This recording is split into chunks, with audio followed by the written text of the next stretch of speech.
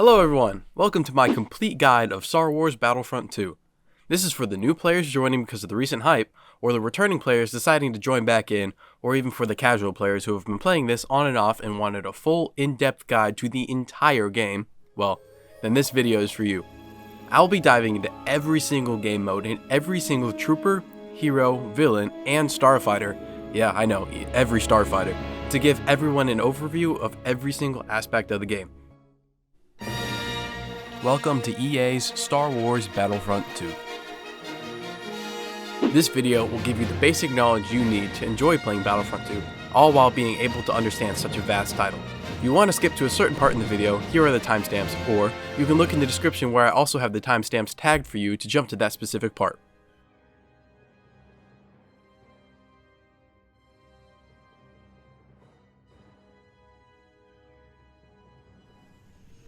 Now you may be wondering who I am, and what credibility I have, that I should be making such a long video about a game that has been out for nearly 8 years. And to answer that, I have zero credibility. Man, I'm just like you guys. I've had this game since launch back in 2017 when I was a freshman in high school, and I've been playing casually ever since. I don't even have the highest playtime on my friends list, and I don't even have a single hero above level 200, besides BB-8. I mean, I only like trolling with him, and unironically, I'm actually pretty good at him. The only difference between you and me is that I have a laptop to edit on and an opinion, and I also have an urge to help the people in the Battlefront community and to try and combat the never-ending dark side of toxicity that surrounds this game. Alright, buckle up guys, because this is going to be a long video, but this is going to be a very informative video, and it's going to be fun. First up, the history of Battlefront 2. Just for context, this game lost live support from the devs back in 2020, so there are going to be no more updates, no more bug fixes, no nothing. How the game is now is how the game will be forever. EA decided to cut all support and focus on Battlefield 2042, one of the worst installments in that franchise, and honestly one of the worst decisions, surprisingly, that EA has made. With the resurgence in popularity, we are finally able to load into matches pretty easily, which is such a relief. Additionally, since EA deserted us, we are probably never going to have cross-platform play. Meaning if you're on Xbox, you can only play with your Xbox friends, PlayStation players can only play with the people on their platform, and for PC players, only the people on Steam. Or whatever y'all play on, I don't really know how that works. Also, if you're just watching this video and you somehow don't have Battlefront 2, just buy it. It's on sale right now for like $5 to $6 and won't go back to full price ever again. Probably the best price for a game this large and with so much content. And even for the game being 8 years old, it is still in great condition and very fun to play. The graphics and gameplay still hold up after all these years. Additionally, if you're trying to convince your friend to buy it and play with you, it's literally only $6. There are so many worse things to spend $6 on, and worst case scenario, you don't like it and you never play it again, and you're unfortunately out of $6. If you don't want to buy the base game, you could wait for some random sale to start and buy the Celebration Edition for $7 to $8, which grants you almost every single cosmetic, emo, and voice line in the game. At the time of recording, it is currently on sale right now, the Celebration Edition. So, go buy it, or go check, or whatever you do. There are about 4 or 5 cosmetics that you can't get from this bundle, however. 2 skins were a pre-order bonus, which I'll touch on later, and the rest can be earned from challenges. This was EA's parting gift and one last cash grab in 2020 as they left the game for Battlefield and absolutely bombed the shit out of that project. Alright guys, enough yapping, let's start at the very beginning, and I mean the very beginning. Here is the very first thing you see when loading into the game. Welcome to the main menu. Here you'll see the quick match box, which if you select it, it will load you into a completely random game mode. I don't think I've ever used this button, but if you are indecisive and don't know what to play, this is a very good button to press. Over to the right, you can see a promo for 20% off Jedi Fallen Order. Yeah, this game is old, and I mean really old. Jedi Survivor, the sequel to that game, came out 2 years ago, and because of the developers leaving, this ad will never go away. Right below that, however, you have your daily objectives, which is basically your daily quests to get credits. Which wonderfully leads us into our next topic, the in-game currencies. At the top right of your screen, you'll have 3 different types of currencies: credits, crystals, and crafting pieces. The credits you will accumulate over time by playing different modes and completing challenges. You can get a max of 3,000 credits a day through your daily objectives. If you bought the Celebration Edition, there is literally no point to the credits. There is nothing you can spend them on, so they just rack up. Because, I mean, if you have the Celebration Edition, you have all the cosmetics, and the credits are rendered useless. As you can see, at this time, I have 845,000 credits. Next, you have crafting parts. You need these to upgrade your star cards, which I will explain later. And finally, crystals, which were previously used as EA's primary source of microtransactions. Originally, the game was much different, and you had to quite literally gamble with the crates in order to get star cards and cosmetics and heroes. Literally, you genuinely couldn't play a specific character unless you had unlocked them. It worked sort of like the chests in Clash Royale, which I guess is cool, but realistically that's a mobile game and we shouldn't have to gamble to play the base game, which we already paid money for. This made the game pay to win with no actual way to progress and needing a lot of money spent to actually quote-unquote win. Thankfully, after a historical amount of backlash, and yes, I mean historical, after receiving the most downvoted comment in Reddit history, they changed their progression system. Now, you could play every character and use the skill points you achieved by leveling them up to upgrade their star cards and actually progress linearly without having to rely on microtransactions.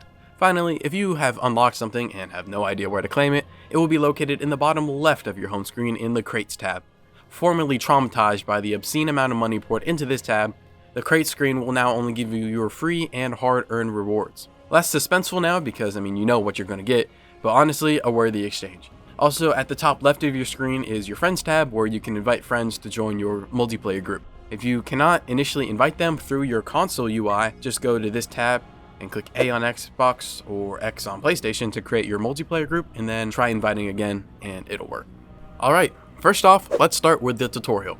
If you can't find it, you'll find it in the Play tab, and then under Single Player, then you click Arcade, and Solo, and finally on the far right is the tutorial. I know that was really confusing, I'll explain it all later. This will teach you how to play the game, obviously, which is something you need to know in order to understand the other game modes. Battlefront 2 is essentially split up into two different categories, basically trooper modes and heroes versus villains. In the trooper modes you start off as a trooper, while in heroes versus villains there are no troopers at all. The tutorial is a trooper mode, so you start off by picking your class of trooper. There are 4 different classes: Assault, Heavy, Officer, and Specialist, which I will explain later. I know I've been saying I'll explain later. Trust me, stick around, it will be explained later. Each trooper has a blaster that you can select and star cards you can equip to give yourself different abilities and passive buffs. After picking a class, you load in, and in the tutorial the objective is to eliminate 75 troopers in 10 minutes, which is found at the top of your screen. You have a mini-map on the bottom left of your screen, with red dots showing where the enemies are, and the blue dots showing you where your teammates are. You can also change your third-person perspective to first-person, and vice versa, by clicking down on the D-pad or changing it in the settings. I picked the Assault class, so I have 150 health, with the Heavy class being the only different class based on health with 200 hit points. Next to my health, you can see a circle with the number 2 on it. That is how many dodges I have. I can dodge in any direction by clicking B on Xbox, circle on PlayStation, and I believe the left alt key on PC. Next, you unlock your abilities. Nope, you don't actually unlock them every round, just for the tutorial's sake, that's what they have you do to progress through it. It shows you your 3 star cards that you have equipped, and your 3 abilities. Your left bumper, or left ability, the right bumper, or the right ability, and the third being activated by hitting both bumpers at the same time, or the different key that is bound to that for keyboard and mouse. My ability loadout shows a thermal detonator in my left bumper, my close combat vanguard with both of my bumpers, and an ability called Toughen Up on my right. You can use these as many times as you'd like throughout the match, however each ability has a cooldown of some sort. Also take note that your gun overheats after excessive use, and you can click your primary fire button or your reload button, which should be X on Xbox, circle on PlayStation, or R on PC, I believe. If you do overheat your gun, which is not always a bad thing, there's going to be a skill check sliding down your cooldown meter. If you tap your reload button in the blue area, it flushes it and cools it down instantly, allowing you to be able to continue firing. Or you can wait and try to click it on time in the gold area, which is smaller, but if successful, you'll be able to fire your blaster for a short period of time afterwards where it doesn't overheat at all. As you see me struggle to kill these bots, just to clarify, I had accidentally bumped up my sensitivity prior to this, you can see me rack up battle points. These battle points are obtained by completing the objective of the game or by eliminating enemies. You may be wondering, okay, so what do these battle points do?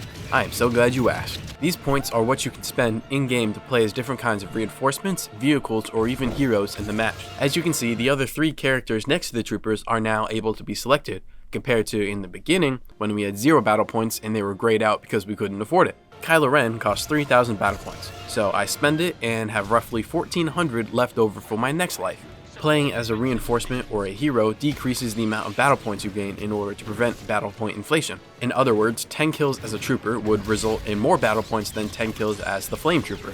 10 kills as the flame trooper would also result in more battle points than 10 kills as Kylo Ren. With a reinforcement or a hero, it should theoretically be easier to earn your eliminations. with your increased health and damage output, and unique abilities. So you are rewarded with fewer battle points to compensate. This prevents you from being able to afford to play Kylo Ren again after only a couple kills with him and then dying, allowing other players to get a chance at the character and forcing you to go back and use other characters/classes to gain battle points as well. Battle points carry over after each death, but not each game. You start each game fresh at 0. As I said earlier, each hero, class, or reinforcement has unique hit points and abilities, meaning this is a very diverse roster. Before we dive into all of the characters, heroes, and trooper classes, let's take an overview of each game mode you can play. Back on the home screen, if you click your right bumper or click your mouse over to the Play tab, you'll see a nicely organized set of 3 tabs: Multiplayer, Co-op, and Single Player. Just a heads up, there are a lot more tabs inside each of these categories, so it is very easy to get lost. But don't worry, I'll show you how to get to each one just in case you do in fact get lost, which it will definitely happen. First, in the Multiplayer tab, you'll find 3 more sections: Supremacy, Heroes and Villains, and more. In the Supremacy section, you'll find 3 different playlists, each consisting of 3 different eras of Star Wars. Supremacy is a 20v20 large-scale game mode, consisting of up to 5 different points on each map to capture to complete the objective. Here you can play as your 4 trooper classes to gain battle points. With the battle points, you can spend them on an assortment of reinforcements, heroes, and vehicles depending on the map of choice. For example, you can drive a tank on Geonosis but not on Kamino because there's no place to drive them. Plus, there were never tanks on Kamino. All of the reinforcements, heroes, and vehicles are era specific, meaning you can only play prequel reinforcements and heroes in the Age of Republic, original trilogy characters in the Age of Rebellion, and sequel characters in the Age of Resistance. You won't be seeing Anakin on Hoth or Captain Phasma on Kashyyyk. Anyways, it's a pretty basic objective to understand as well. The more command points you capture, the faster the progress bar at the top will go towards 100%. A command point can be captured by at least one player on either side standing in its highlighted area, with no enemies also in that area. The point can be contested by one player from either side by touching it, while the other team is also there. Even if there are 5 enemies on your point that are attempting to capture it, you alone can stall their entire progress by touching the point, and their progress won't continue until either there are no more members of your team on that point, or they all die and you save the point from being captured. Contesting a point does not stop progress towards the main objective, however. It will continue to progress until 99%, where at that point, all of your points need to be uncontested for you to achieve 100%. In the Age of Republic playlist, however, Supremacy is a little different, and a little different meaning it's freaking awesome. Each map will have 5 points to contest, and you will need at least 3 points captured to begin earning a percentage toward the objective. This mode is unique as there is a second phase once you achieve your 100% completion. Once you do that, you then travel up to the opposing team's capital ship in an attempt to destroy their ship's core to win. When up on their capital ship, you have a set amount of time, and before you fly up to their ship, you must try and board one of the troop carriers to add extra time onto your attempt. Each player boarding is an extra 10 seconds added to the timer, and if all 20 players on your team boards, you max out and get an extra 2 minutes of extra time to infiltrate and destroy their capital ship. When boarding their ship, the first stage is claiming one of the 2 points in their hangar bay. Once you have completed and claimed only 1 point, you and your team must destroy all 3 of the generators deep in their generator room in order to fully win. If at any point of the phase, the time runs out and you either did not capture a point or destroy all the generators, the phase ends, your progress is saved, and you fly back down to the ground to do it all over again. You repeat the process until one side's ship is completely destroyed. Yes, the rumors of a 3-hour Supremacy match are true, going back and forth, loading the ships constantly and failing for hours on end until one team finally gives way. It is epic, but very intense, because this is truly a team game. You aren't going to be able to take on the entire 20-person team all by yourself, no matter how good you are. This is hands down one of my favorite modes to play, as it is very unique and immersive to play the back and forth, because you can lose at 99% or clutch up and defend the last shield generator and then go on the other team's ship and blow it all up first try. Alright, the next tab of multiplayer games is the Heroes and Villains collection. This consists of 3 different modes: Hero Starfighters, Heroes vs. Villains, or as I will refer to it as HVV, and finally Hero Showdown. Starting off is Hero Starfighters. I honestly think this is the least played game mode in all of Battlefront 2. I don't think I've heard anyone say, "Yo bro, let's play some of that Hero Starfighters." But if you do, and you are lucky enough to load into a match and have the teams be balanced, you will play as the Starfighters that the characters throughout Star Wars have used. Similarly to the Trooper modes, in the Starfighter modes, you have 3 classes of regular Starfighters, and then with enough battle points, you can buy a hero, which would be a higher hit point and damage Starfighter. In this 4v4 mode, you will load into either the light side or the dark side and choose between the hero ships available. The objective is to eliminate the opposing team's heroes. Once eliminated, you spawn back as one of the 3 regular classes of Starfighters to help your team fight and take down the remaining heroes. I mean, it's pretty straightforward, and the first side to win 3 rounds wins the entire game. Next up is Heroes vs. Villains, or HVV. This also is a 4v4 game mode consisting of only heroes and no troopers at all. As a fan favorite mode, you load into either the light side or the dark side and also choose between the heroes available. Only one of each hero can be played at a time, unless you duplicate them. But that's a method for another time. So this means you won't be getting jumped by 4 Boba Fetts or 4 Lukes. The first team to get 35 eliminations wins, and then you switch sides or switch maps automatically.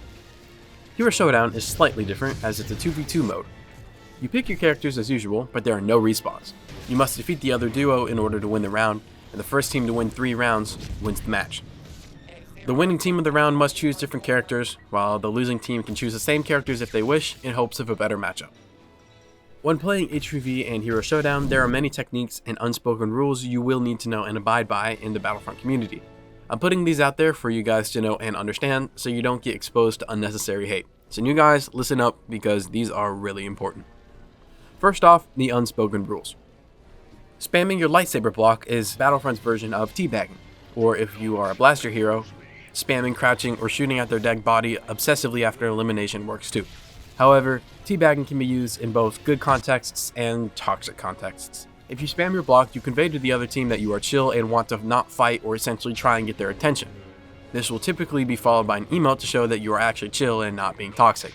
You can use this if you want to make friends or team or be silly or, honestly, I don't know. There are a lot of instances where teabagging is used and it can be hard to keep track at times. The toxic way of teabagging is doing it immediately after you eliminate someone, just like in any other video game.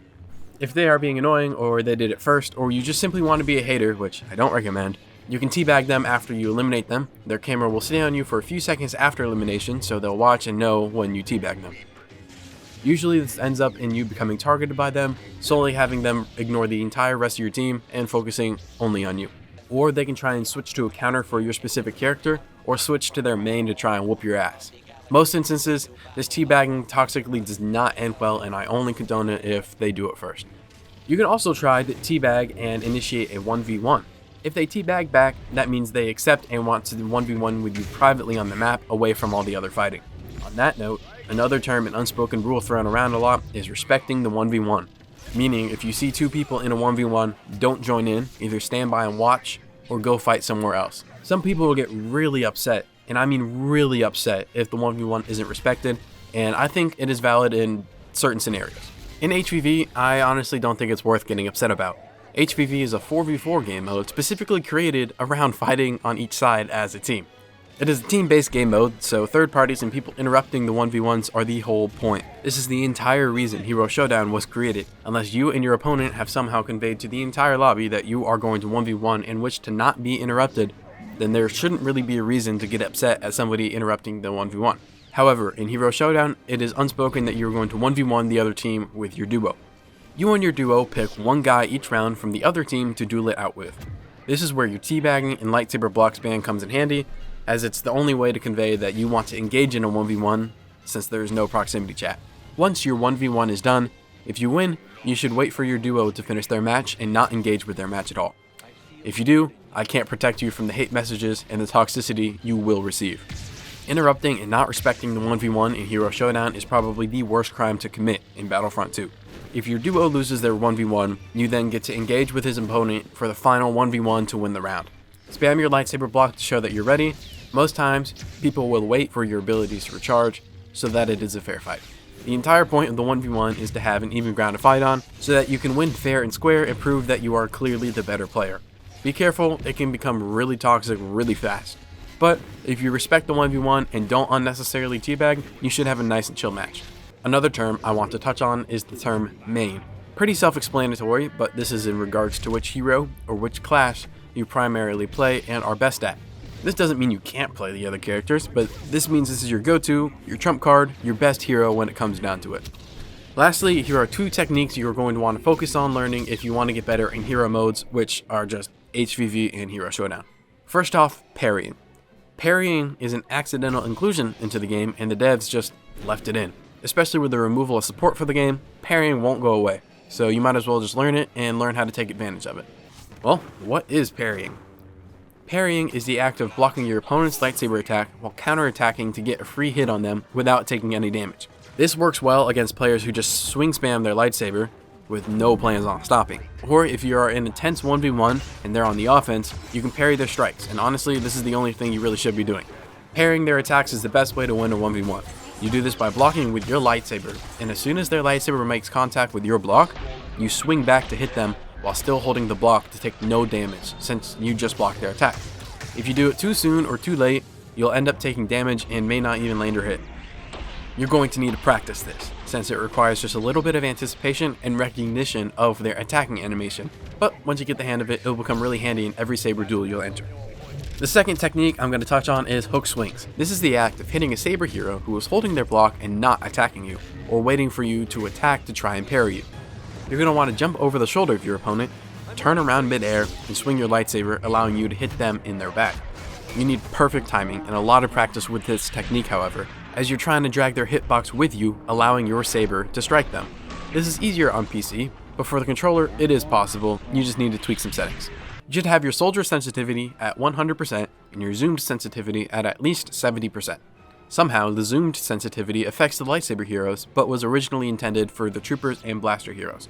So be careful when changing this, because when aiming down sight on your blasters now, it'll become extra sensitive. This technique is crucial and is what separates the good players and the great players. It takes a lot of practice, and even I don't have the full hang of it, but you can go in modes against the bots to try and practice or set up a private lobby with a friend to work on it too. Speaking of private lobbies, while you're in the settings fixing your sensitivities, go over to the EA account tab. Here you will find your ping site to make sure you are getting the quickest ping possible. Additionally, if you have 4 or more friends and want to set up a private Hero Showdown lobby or Heroes vs Villains lobby, if you have more than 4 people, here's what you want to do. EA messed up by not giving us access to online sandbox or private matches, but we found a way around it. First, get your friends in a voice chat so you can communicate all of this properly. Using Hero Showdown as an example, it's a 2v2 game mode. You and your duo need to be in a separate multiplayer group from your other 2 friends who are in the same voice chat. They also need to be in a multiplayer group by themselves as well. Depending on your part of the world, you'd want to go to the EA account tab in the settings and go to the ping site and change it to one of the higher ping sites. This is due to the fact that the ping site you're using is probably less populated than your default site. Since I'm in America, I might use the Japan or Australian sites because their lobbies should be more open since they are most likely asleep. You can pick and choose which sites you want to use, but remember, the higher the ping is, the longer it'll take your inputs to register. Once your duo and your other 2 friends agree on a ping site, go back to Hero Showdown and count yourselves down. Only one person in each group needs to ready up or select the mode at a time, but everyone in both groups needs to be ready to cancel the game if need be. Once both sides count down and are readied up, you wait to get a match. Once you do, you can see which map you are loading into. If the planet your group and the other group are loading into doesn't match, you need to immediately cancel, as they only give you 5 seconds of time to figure out if you're actually going to the same map. Sometimes it takes a few tries, but it will eventually work. Once you are in the same match, you'll continue to load into the same game while on that planet. Just at the end of each round, don't click the matchmake button, as this will send your group to a different map against new opponents. This technique works on every game mode, depending on the amount of people you have in each party. So in theory, if you had 40 people, 40 friends including yourself, you could have a private Supremacy match. Okay, now back to the game modes. Back in the multiplayer tab, you are going to click more and you'll find 5 more multiplayer game modes. The first is Galactic Assault. This is the other 20v20 large-scale game mode similar to Supremacy. In this mode, you'll go through different objectives and stages, such as defending control points, defeating a set amount of troopers, destroying invading walkers, and more. Similar to Supremacy, the troopers, vehicles, and reinforcements are all era/map specific, but all heroes are available on every map. This mode is Supremacy's counterpart, and arguably the most cinematic mode there is. This makes you feel like you're actually fighting a war in the stars, being able to choose and fly ships and walkers, pilot an AT-AT, or blow up and damage the AT-M6s on Crate. The objectives are all pretty basic and straightforward, with not much to be left up to interpretation. A very fun mode, but a very team-based game, even more so than Supremacy. Next up is Starfighter Assault, a better version of Hero Starfighters in my opinion. You take on objectives such as destroying parts of capital ships or wiping out an enemy team with the rest of your team. In this 12v12 game mode, you start off as one of the 3 base Starfighter classes and earn battle points to spend on hero ships. I prefer this over Hero Starfighters as it's easier to find a lobby, and the bigger lobby size makes it feel like a full-on space battle. This is the most balanced game mode in my opinion, as even if you aren't the best pilot, it won't be hard for you to catch on and still have a good time.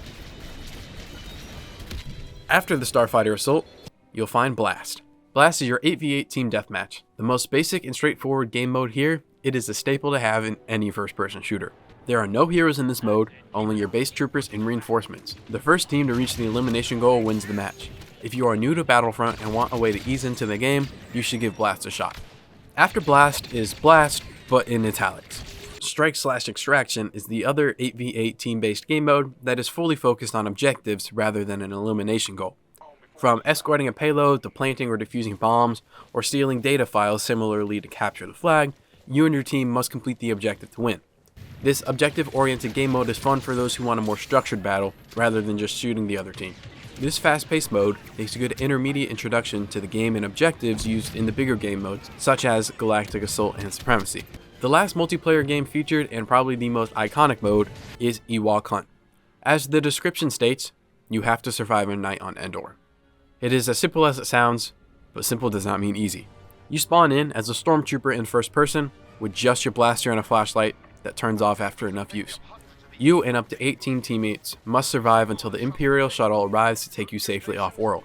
It's dark, it's quiet, and it's terrifying. During your stay, you can find beacons that you can activate to reduce the time you and your team need to stay there. You can also find weapon caches that, when equipped, gives you a DLT-19, which lacks in damage output, but makes up for it with fire rate, an explosive fire grenade, and a permanent flashlight. You and your team must defend the Ewoks, who have night vision, a scanning ability, a wispy pouch which basically throws damaging fireflies that are difficult to escape from, and a horn that blows the iconic Ewok battle cry that gives them a damage boost and incoming damage reduction. The round starts off with 2 random Ewoks, but as more stormtroopers fall, the more Ewoks there becomes. You fight this uphill battle until you either escape or everyone dies and becomes an Ewok. Phew, alright. That was a lot of information. Take a second to breathe. I'm gonna take a second because my throat hurts. Pause. I've just been yapping for a while and I need to lubricate it. Pause. Take a second. Okay. Let's go to the rest of the game modes. I promise this will be quicker. Alright, let's do this. The next group after the multiplayer tab is the co-op missions. In co-op, you and up to 3 teammates join a match and go up against an enemy team made up entirely of bots. In these missions, you will either attack and capture points or defend the points from the AI attackers. Here, the playlists are split up into factions, in which you can play as the Republic or the Separatists, the Rebel Alliance or the Empire, the Resistance, or the First Order. This way, you can focus on which characters you want to learn or get used to, choose which enemies you want to fight against, learn the specific maps, but most importantly, earn your levels with certain heroes. Co-op is the best mode for farming XP, especially if you want to quickly level up your heroes to get all of their star cards leveled up. This is the go-to mode, and especially on Wednesdays, as every Wednesday the game has a triple XP event, meaning all of the XP you earn in every single mode is tripled for the entirety of Wednesday, making this already goated mode even better for leveling up characters. Be careful though, even if your heroes or troopers have high levels, don't assume you are good at them, because all of your levels were earned against bots. Just putting that out there. As I said at the beginning of the video, my BB-8 is level 200, and even though I did get a portion of those levels from co-op, I'm also very good with him against real people, so I can back up the prestige my hero level has. As I'm on the topic of Triple XP Wednesday, EA also put out weekly events for us as well. It's not much, but at least they did this before they left. On Mondays, you have fast respawns, meaning you can respawn almost instantly in any mode. Wednesday is your Triple XP, and on the weekends there's Double XP. So there are plenty of chances to get your XP in order to grind for your skill points. Finally, the far right tab is your single player / offline modes. After entering this tab, the first thing you'll see is the campaign for Battlefront II. This is the introductory campaign for the installment and also a good way to introduce yourself to the game.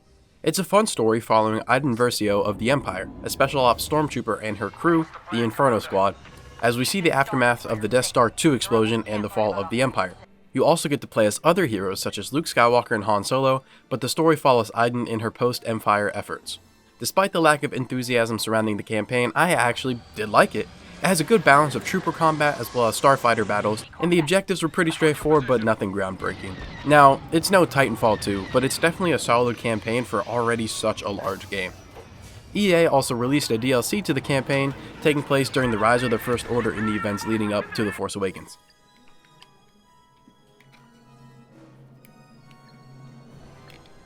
In the tab next to the campaign is the Instant Action tab.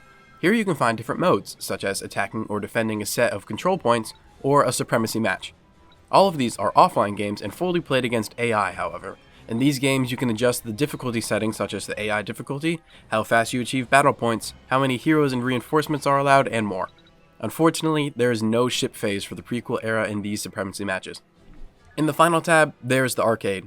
To simplify this tab, because you can and you will get lost in here, I'll explain the groupings like this. There are solo, co-op, and versus, and they all have the same two modes, battle scenarios and custom arcade.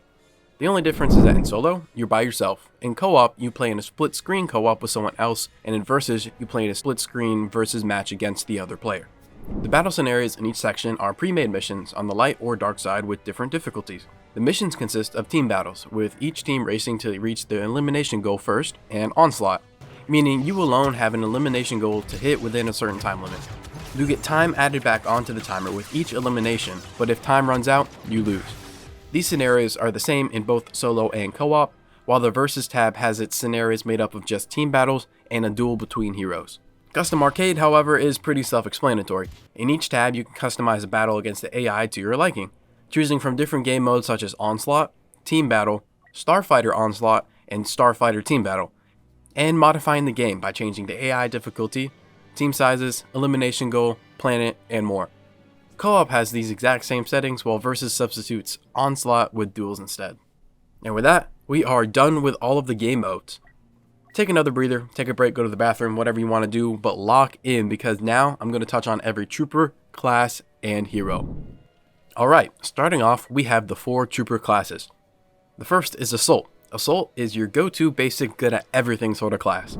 Its base class comes with a medium range rifle, a timed detonating grenade, a close range shotgun style ability, and a scan dart to reveal enemies. But first, let me explain how the trooper classes are built. You have your star cards up top, and I know I've mentioned it a bunch already, but star cards are the way you customize and boost your class. There are 2 different types of star cards, boost cards and ability cards. Each card can be upgraded up to 4 times using skill points, with the purple tier being the maximum the card could be. You can equip up to 3 different star cards for each class or character. The boost cards consist of different small boosts to your character, such as increasing the rate at which you earn battle points, gaining health on elimination, or decreasing the rate at which your gun overheats. The ability cards are cards that will replace one of your current abilities, either with an improved or altered version of the current ability, or add a new ability completely. As seen, the basic Assault class comes with a scan dart. However, I have a star card equipped, allowing me to start regenerating my health, and this replaces my scan dart ability. There are just so many options and different ways to customize your classes to the way you like it. Once you have your star cards picked out, you can pick and customize your weapon for the class. Each class has 5 weapons to choose from, with the first one being given to you based on which faction you are. You unlock the other weapons in your class by completing quests, consisting of certain number of eliminations with a certain blaster. In other words, you'll unlock the rest of the blasters just by playing the game, and you get the weapon mods for that specific weapon in the same way, just by playing. Each weapon has different stats and mods that you can also customize to your liking. I can go full in-depth on all the weapons and classes in another video if needed. This is just an overview at the moment. This is all you need for your trooper loadout, but below you have your cosmetics consisting of different appearances, emotes, and victory poses. The appearances are split up by faction, with some differences in some of them, and the clones have every main legion in both Phase 1 and Phase 2 armor.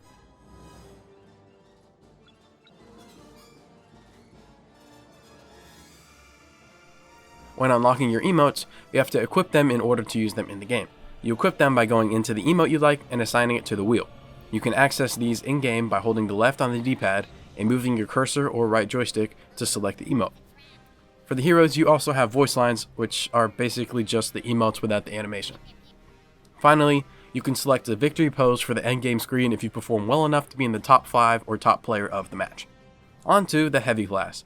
This is your bulkier class, with the only class being above 150 HP at 200 hit points.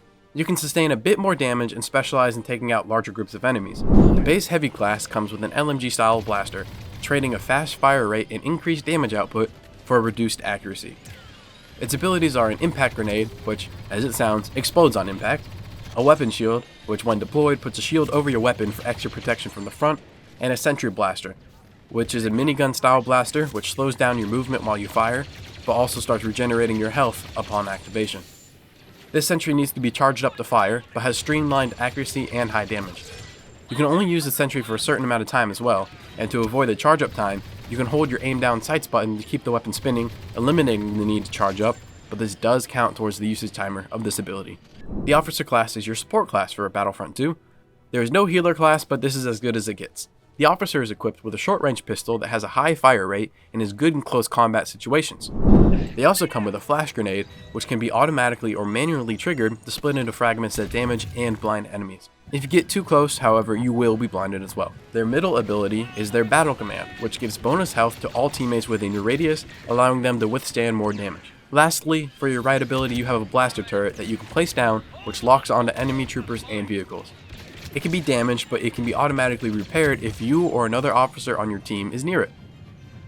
The turret can also be remotely detonated if near a group of enemies and can be picked up and placed down somewhere else to avoid the cooldown time. The officer class thrives in supporting their teammates and taking control of certain areas. A well-positioned officer can turn the tide of the game. The last class is the specialist class. This class is geared towards long-distance combat with a high damage output while being vulnerable in close-quarter combat. The base sniper rifle has a decent range and average damage, but cannot one-shot troopers. The only blaster able to eliminate an enemy trooper in one shot is the NT-242, and it needs to be a headshot. This is kind of unfortunate, but an attempt to make it balanced so not everyone runs around with snipers. Additionally, the sniping is not as smooth and easy to play with unlike other games, so it definitely takes some time to get used to it. The specialist's left ability is a shock grenade, which when thrown can slow down enemies, allowing for easier ways to hit your shots. The middle ability is called Infiltration. Infiltration disguises you on enemy radars / scanners or minimaps, all while marking the enemies within your radius. In this ability, you gain increased movement speed and a medium-range burst blaster with high damage, allowing you to clear an area or escape if need be. Lastly, the right ability is your thermal binoculars, allowing you to see enemies and mark them for your teammates even if they're behind walls. The specialist class is good in the right hands and very situational, not a class for everybody. They can make their living in long-range combat, but also can get by and survive in close quarters if needed. Alright, now we are done with our trooper classes. Now let's take a look at the reinforcements. Up first is the Enforcer class, and as the name suggests, they definitely enforce. All of these enforcers have increased health and damage output, with unique abilities allowing for a rain of blaster fire while withstanding a lot of damage. Thankfully, a lot of enforcers share abilities, allowing for some sort of consistency through the eras. Each faction has its own enforcers, so let's go through them all. The Separatists have two enforcers, one being the B-2 Super Battle Droid, whose abilities include a fast wrist rocket that will explode on impact and eliminate any trooper class. Their middle ability is called Overload, which almost every enforcer has. This ability increases the fire rate of your main blaster, decreasing the bloom slightly, and prevents the blaster from overheating during its duration. Lastly, the right ability is Fortify, which boosts the enforcer's health temporarily. The second enforcer for the Separatists is the Droideka. This is a very flexible and mobile enforcer, which can switch between mobility and offensive firepower on a dime. While also sharing the Overload ability, the Droideka can pop an energy shield with its right ability, allowing it to shoot enemy troopers, all while protecting itself from incoming blaster fire. Its left ability can also be activated by the sprint button, which transforms it into its wheel mode, giving it increased movement speed and mobility, allowing for dire escapes or quick repositionings. You can slightly jump in this form, and clicking the fire button cancels the form, transforming you back into that initial attack form. This enforcer is great for flanking and infiltration, being able to hold its own against larger groups of enemies. However, it is very immobile when in its attack form. The Empire has the Death Trooper, arguably one of the best enforcers and reinforcements in the entire game. Their primary blaster is an improved version of the E11D, which is my personal go-to blaster in the Assault class. They also share the Overload and Fortify abilities, but their left ability is swapped with a Sonic Imploder, which flashes and blinds enemies. It is a powerful disabling grenade, yet it does not deal much damage. The First Order has the Flame Trooper, who replaces his blaster with a flamethrower, sacrificing range for damage. In close range, he is deadly to anyone who decides to face and get up close and personal with him. He also shares the Overload and Fortify abilities, and his left ability is replaced with a fire grenade, which burns nearby enemies and splits up into smaller fires upon explosion. His aim down sight button also activates his alternative fire, which shoots a more short range but powerful fireball, which deals splash damage but is able to be arced and thrown over distance. The Republic also has 2 enforcers. The first we'll touch on is the Wookiee Warrior. The Wookiee Warrior also shows up in the Rebel Alliance era and is their main enforcer in that era. This off-brand Chewbacca is probably one of my least favorite of the enforcers. The bowcaster is underwhelming, while in its overload ability, it can be slightly made up for. Its left ability is a thermal imploder, which explodes in a large radius and can eliminate any trooper class. Its right ability is called Slam, in which the Wookiee slams its fist down in a circle, eliminating or knocking back anyone within its radius. In doing so, he also replenishes some health. The Wookiee can be powerful in specific situations and is a very unique and cool reinforcement. However, the character as a whole is very underwhelming to me. The second character for the Republic is the Clone Commando. This trooper is the only character to use ammo in the game, so instead of automatically cooling down from overheating, you have to manually reload. Not a big difference, but something just to be aware of. With this, his kit revolves around 3 unique abilities. His left ability is a Repulsor Blast, which knocks back enemies and temporarily disables them. His middle ability is called Battle Focus, which activates an aura. I'm not kidding, that's what it says. That reduces incoming damage for both yourself and any allies within the radius. Any damage dealt within this mode also gets replenished back onto his base health. Lastly, his right ability mods his primary blaster into a grenade launcher that fires 3 grenades that shreds through shields and vehicles. And I'm not joking when I say this ability is overpowered. Yeah, I mean sure, it can eliminate a trooper, but it can also single-handedly take down an entire tank too, by yourself. Clone Commando is the most unique and fun enforcer to play. While not being number 1, he definitely comes in a close second to the Death Trooper.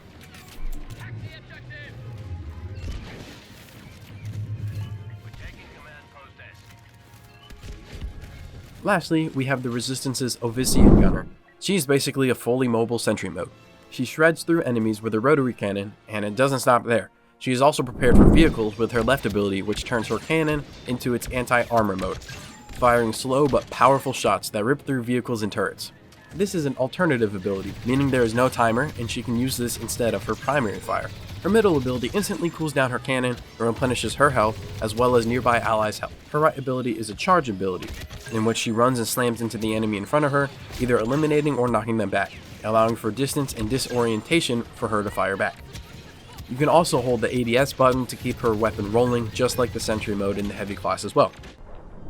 The next reinforcement class we have is the Aerial class. This class took the best element from Battlefront 2015, the jump packs, and made it into an entire character class, and I for one could not be more glad that they did that. The Aerial class specializes in movement, with increased mobility and the ability to jump and fly across the maps. Pairing with some variation of a rocket launcher makes this a very mobile and hard-hitting class to play. The feeling of flying in on a jetpack and throwing a rocket launcher at somebody is a top 5 feeling in all of Battlefront 2, and you could not tell me otherwise. Just like the Enforcers and the following Infiltrators, they are all split up by faction. First off, the First Order Jet Trooper is the most unique of the aerials, so we'll go over him first.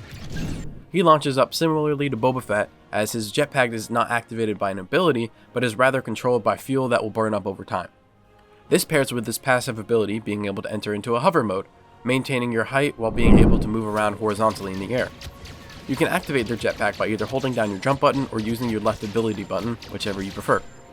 Their middle ability is to be used on the ground, as you charge along and slam into an enemy, damaging or knocking them back off their feet. Lastly, their right ability is an ability that modifies your primary weapon into a heavier firing explosive launcher. Sort of a mix between the Commando Trooper's ability and its damage output, and the Ovisian Gunner's ability in the way that it is a mode rather than a limited ability. The following aerials all have the same ability kits: the B-2RP Rocket Droid, the Galactic Jet Trooper, the Imperial Rocket Trooper, the Rebel Rocket Jumper, and the Resistance Rocket Jumper.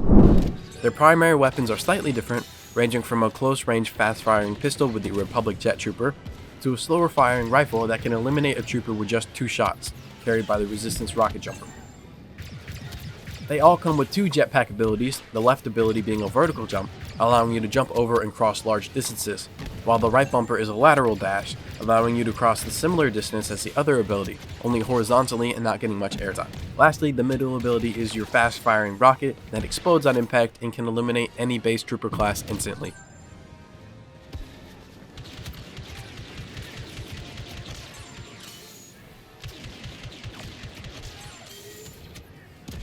The last reinforcement class is the Infiltrated class. This class specializes in closer range, fast-paced combat, equipped with their scanner abilities, higher hit points, and a higher damage blaster to aid in their attempts to flank and, as the name suggests, infiltrate certain control points or areas of the map to try and change the tide of the match. The first infiltrator, and probably one of the coolest additions to the game, is the Separatist Commando Droid. Known for their badass scenes in the Clone Wars, these droids excel in close combat situations, being able to swoop in, eliminate some enemies, and disappear before reinforcements arrive. Their kit comes with a modified E5 blaster rifle, a smoke screen grenade for their left ability, preventing enemy vision, which pairs nicely with their middle scanning ability. This ability activates your thermal vision, allowing you to see enemies within the smoke grenade, as well as see them behind structures and walls. Lastly, your right ability is your Vibro Sword, a melee attack which can be activated by using your melee button or your right ability keybind. This is a chained attack that has you lunge forward and slice enemies, with the third attack, if connected, knocking back said enemies. Next up is the Galactic Republic ARC Trooper. My personal favorite from the Clone Wars and the video game, the ARC Trooper is a sturdy and reliable infiltrator that excels in clearing a room of battle droids in seconds. Their left ability is a Shock Trap Grenade, which you can throw down and damage enemies on manual detonation, additionally knocking them back from the site it was planted on. The ability will also tell you how many enemies are in its blast radius, allowing you to wait for the perfect moment to shock as many droids as possible. Its middle ability is a scanner, and just like the Commando Droid, that reveals the enemies in your area. Lastly, his right ability allows you to change your weapon type. Your primary weapon has a slower fire rate with an increased accuracy, and then when toggled, it fires much faster with decreased accuracy. I personally prefer this mode as you can shred through enemies much faster, especially when hitting your headshots. Paired with its fast cooldown speed, this makes his primary fire one of the strongest in the game. The ARC Trooper originally had a fire mode where you had control over both pistols, the left trigger / ADS button controlling the left pistol, and the primary fire / right trigger controlling the right.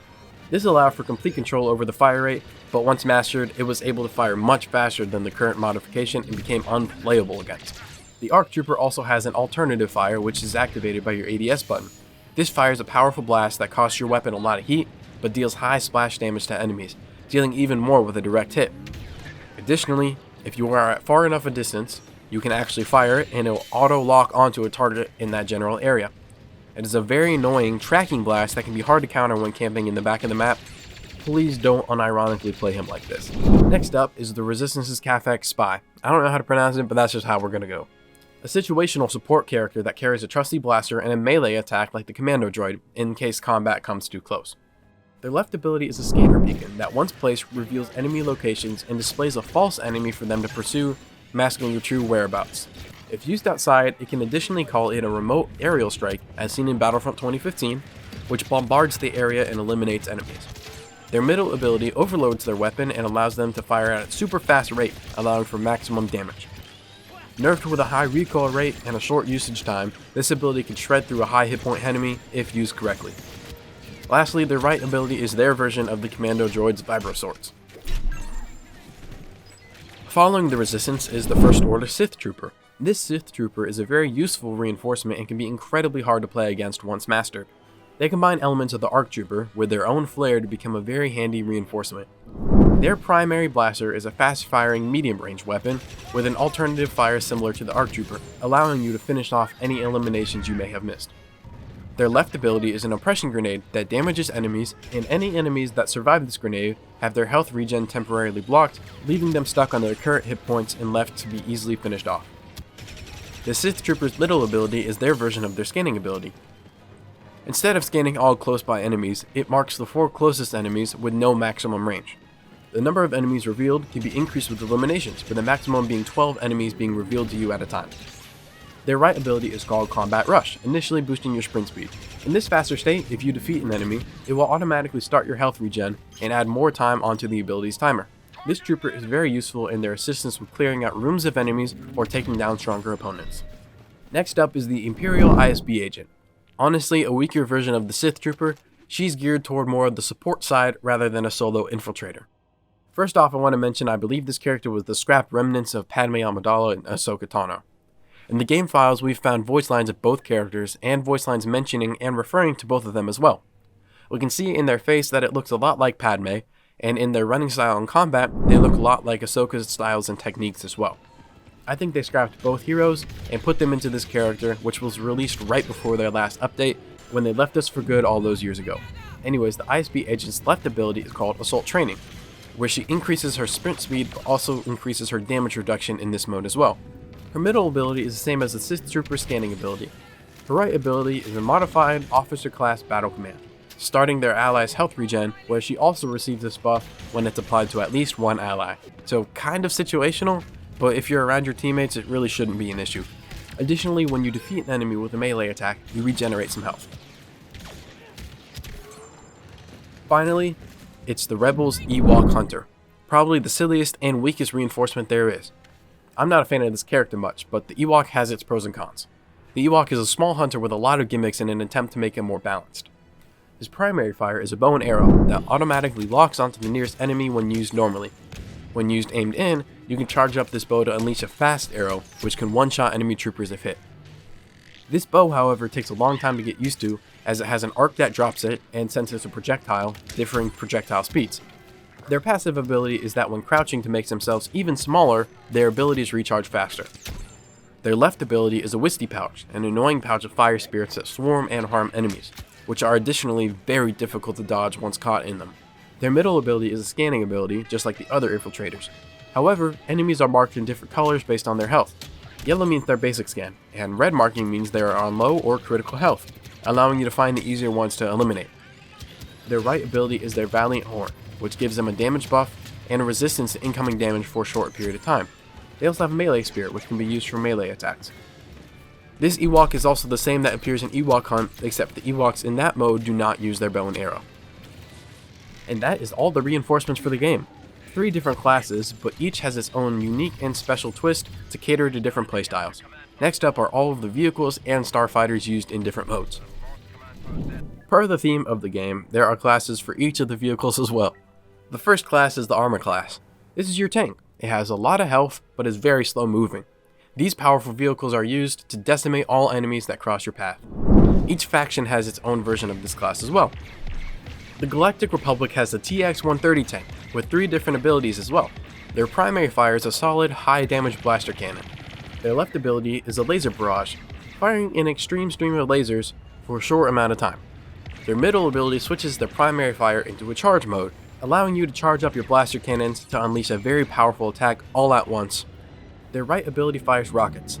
Tapping the button to fire the rockets one at a time, or holding the button fires them all at once. The Republic also has the AT-RT, the predecessor of the AT-ST. Its left ability is a scanning ability. The middle ability applies an ion charge to your primary fire that is highly effective against opposing vehicles and turrets, and the right ability stops you momentarily to repair any damage done to the walker. The Resistance uses a scavenged AT-ST, equipped with a motion scan to reveal enemies nearby. Its middle ability is an anti-vehicle missile to fire at opposing tanks or starfighters, as the rocket can lock on and follow the vehicle mid-flight to guarantee a hit. Lastly, their right ability fires grenades towards the ground to bombard the troopers below. The Imperial and First Order AT-ST also operates the same way. The Separatist counterpart to the TX-130 is their powerful AAT. Their left ability links their primary fire together for a short period of time. Their middle ability is the Overpowered Siege mode. While restricting your ability to move, this mode reconfigures their primary fire mode into a heavy-hitting power blast, one-shotting any troopers and ripping through heroes in seconds. Their right ability fires 6 missiles similar to the Republic tank's rockets. The next class of vehicles is the Speeders. Starting off is the Rebels T-47 Airspeeder. With the unique ability to take down the AT-ATs in Galactic Assault, the Speeder comes with 2 abilities the most other speeders share. Their left ability is called Afterburner, breaking opposing missile lock and giving you a speed boost. The middle ability is a laser barrage, firing a burst of lasers, and the right ability is called Heat Sink, preventing the primary fire from overheating. The First Order LIUV is their speeder, using the same Heat Sink and laser barrage abilities while substituting the Afterburner with a motion scan ability. The X-34 Land Speeder, Imperial Speeder Bike, the Resistance Stolen LIUV, the Republic Barked Speeder, and the Separatist Stap Speeder all have the same ability kit. The Resistance Ski Speeder V4XD is only used on Crate, which uses the Afterburner and Heat Sink abilities as well, but changed their middle ability to Weapon Overload, which increases the primary blaster damage. The final class of vehicles is the Artillery. In these heavy-hitting vehicles, you cannot control their movement, and you are only in them for a certain amount of time as well. The Imperial AT-AT's ability kit comes with a heavy laser cannon as its left ability, adding an extra punch to its primary weapon. The middle ability recharges the abilities of all nearby allies, and the right ability calls down a wide orbital strike on opposing enemies. The LAAT is the Galactic Republic's gunship, circling the large-scale map and allowing you to fire down from the sky, obliterating your opponents below. Its left ability repairs any damage given to the LAAT, and the middle ability disrupts any ground-to-air missile systems, preventing their missile lock, and its right ability is the heat sink ability. The Separatists' MTT is their ground artillery, which shares the same recharge and motion scan abilities as before, with the left ability that links all 4 cannons for a limited time to increase damage output. The Rebellion uses the U-Wing Starfighter with the same abilities as the Republic's LAAT. The Republic also has the ATTE, acting as a troop transport and firing with heavy cannons. The left ability is a modified motion scan, revealing enemies and resetting nearby ally abilities. This ATTE also has a siege mode, and its right ability switches their siege mode to an ion cannon with limited range but high damage to other opposing vehicles. Finally, the Starfighters also have 3 classes. They are also used like the troopers in the trooper modes, to earn battle points to buy heroes mid-game. The 3 classes are the Fighter, the Interceptor, and the Bomber classes. Starting off with the Fighter class, it's like your Assault Trooper class if it was a Starfighter. Well-rounded, good damage output with good handling and hit points, you really can't go wrong with this class. As expected, each faction has its own Fighter class starship, so I'll go through each of them one by one. The Republic has the X-Wing predecessor, the ARC-170. Its left ability is an astromech repair, which restores a small amount of health. The middle ability is a turret gunner, which, when activated, automatically tracks and fires at the closest enemy behind your ship. This is particularly handy when you are being tailed and can't shake your enemy or get behind them, so you can offer some retaliation to help your cause. Finally, their right ability is a proton torpedo, which needs to be locked onto an enemy ship prior to firing. The way the missile lock works is that you tap the button once to begin locking, then press it again to fire it once the crosshair indicates it's been locked on. The Republic also uses the N1 Starfighter when on Naboo, which has the same left and right abilities, only swapping out the middle ability for the weapon overcharge buff. The Imperial TIE/LN fighter has the Afterburner ability on its left side, a proton torpedo on its right, and for its middle ability, the Laser Barrage, the same one seen as the speeders on the ground. The First Order TIE fighters also use the same ability kit. The Separatists use the Vulture droid, though weaker it compensates with its increased speed and damage output. It has the same kit as the TIE fighters, only replacing the proton torpedo with an energy torpedo. The Rebel T-65 X-Wings are similar to the ARC-170 in that they both have the astromech repairs and the proton torpedoes, but their middle ability has been switched out to the quad laser cannon, allowing all 4 primary cannons to fire at the same time with an increased overheat rate. The Resistance T-70 X-Wing works the same way. The next class of starfighters is the Interceptor class.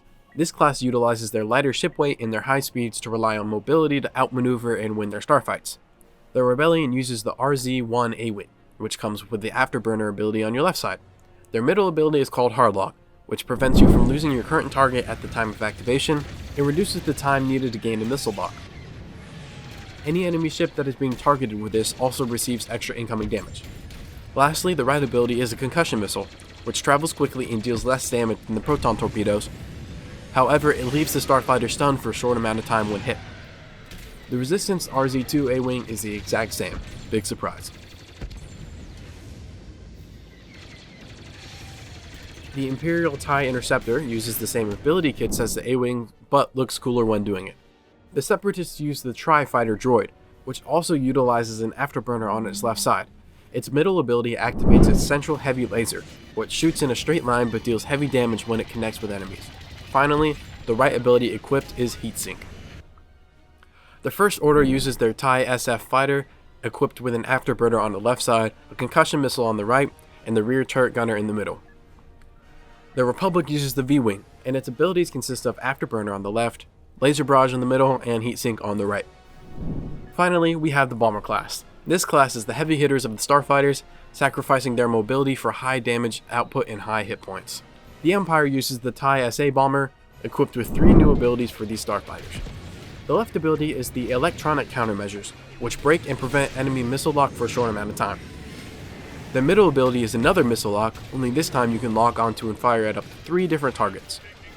Lastly, their right ability is their dual proton torpedoes, which fire 2 torpedoes that travel a little slower but deal massive damage to targets. The Separatists use their Hyena class bomber, which uses the same kit as the Imperial TIE bomber. The Rebel BTL-A4 Y-Wing is the repurposed starfighter from the Galactic Republic. They also have dual proton torpedoes as their right ability, but their left and middle abilities have been switched out with an astromech repair and an ion cannon turret, which fires at the current target in front of you.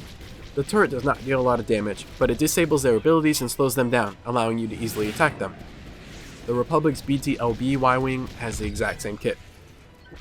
The Resistance and First Order do not have a bomber-class starfighter. While we're on the topic of starfighters, why don't we just run through the hero starfighters real quick as well and just get that over with.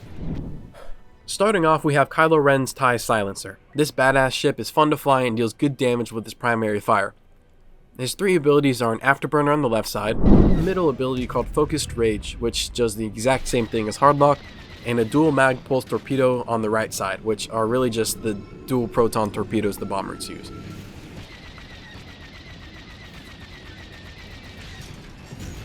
After Kylo Ren, we have, and for no real reason, 3 different Millennium Falcons. And they're each piloted by different characters, so they have slightly different abilities.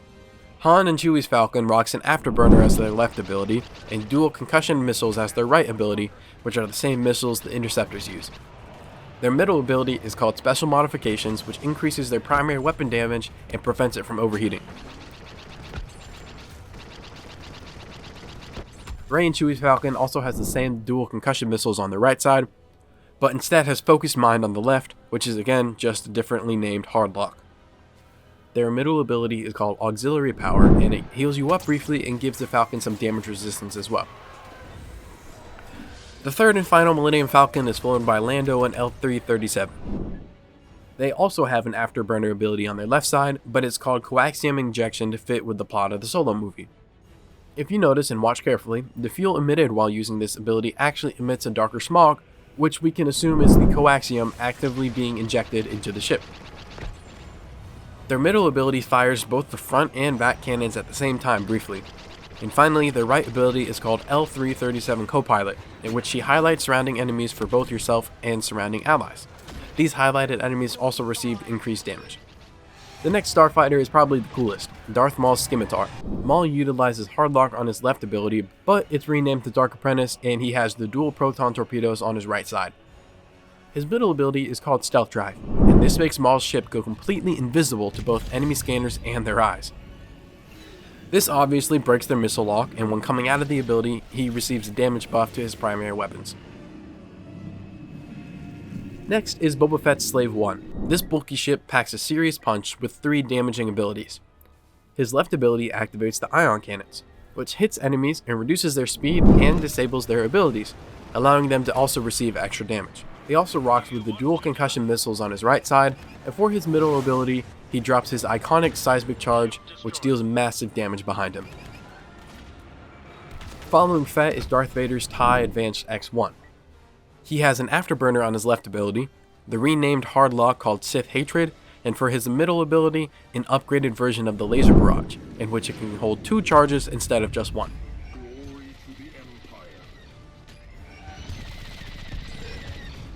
Luke Skywalker flies his T-65B X-Wing, in which he has an astromech repair as his left ability, as R2-D2 personally restores a large portion of the ship's health. He also has another rebranded Hardlock. Catching on to a theme here, this middle ability is now called Jedi Instincts.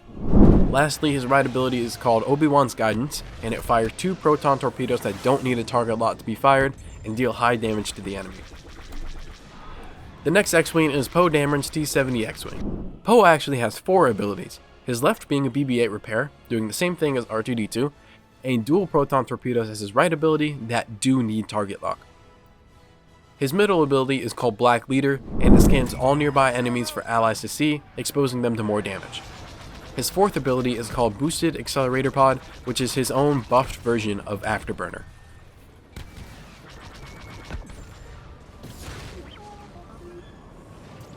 Next up is Grandmaster Yoda's Actis class Light Interceptor. This fast and agile ship acts like a buffed A-Wing. His left ability is the Afterburner, and his right ability is Grandmaster's Concentration, which is, you guessed it, Hardlock again. His middle ability is actually an ion pulse, which emits a pulse to surrounding enemies, slowing them down and preventing them from using their abilities instead of activating a turret to do so. Next is a character I doubt you know of, Tali Lintra, who flies her RZ-2 A-Wing, which is actually a buffed version of the regular A-Wing. Her left ability is Afterburner, and she also uses dual concussion missiles on her right side. Her middle ability is called Blue Leader, in which, upon activation, all allies within the radius receive a health regen bonus. Rounding out the hero Starfighters is the main character of the campaign, Iden Versio, flying her personal TIE Fighter.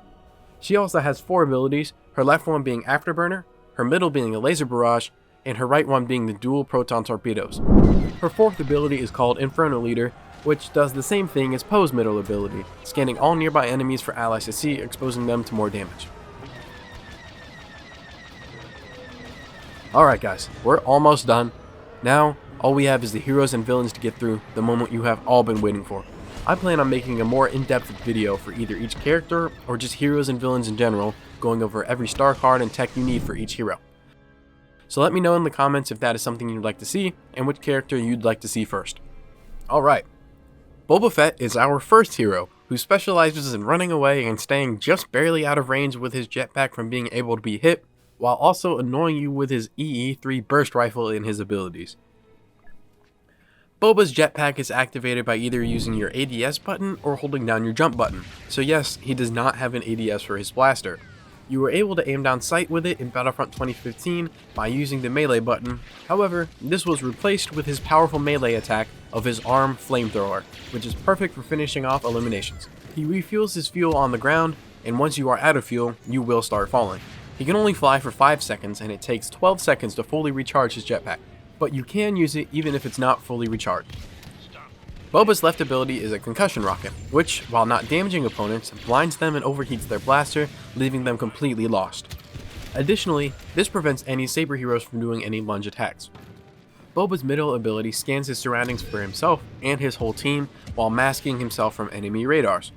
Additionally, while this ability is active for 8 seconds, his jetpack does not consume fuel while flying, meaning you can fly for the entire duration of this ability without falling or consuming any fuel. Lastly, his right ability is a rocket barrage that damages opponents with splash damage. The more rockets that you connect, however, the more damage is done, so you want to control yourself in the air or be close enough to your opponent so that it guarantees contact. These rockets also do not fire in a straight line, so the spread is a little random. As a passive ability, all heroes except for Bossk gain health on elimination. This is due to the fact that each hero has a set amount of health and health regeneration. Contrary to troops and reinforcements, heroes cannot regenerate back up to their full health. This is a solid nerf to heroes in general, letting them not be invincible and live on forever. For example, Boba Fett has 600 base health, with a 150 health regen. So, any damage Boba takes up until he reaches 450 health, he can regenerate all the way back up to his max of 600. However, if he's brought down to 200 health, he can only regenerate his 150 back to give him a total of 350 health. Other heroes have different health regen stats and health totals, but that's just the basics of how it works.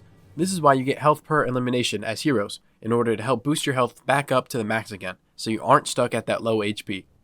For example, say if Boba eliminated an enemy trooper, he would gain 20 health back.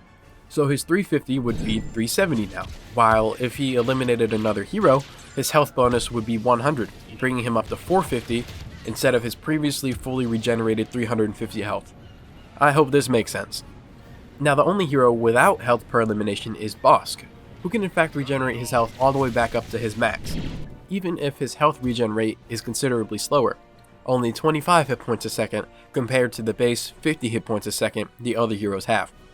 This is due to the fact that one of his star cards modifies his left ability, the Dioxis Grenade.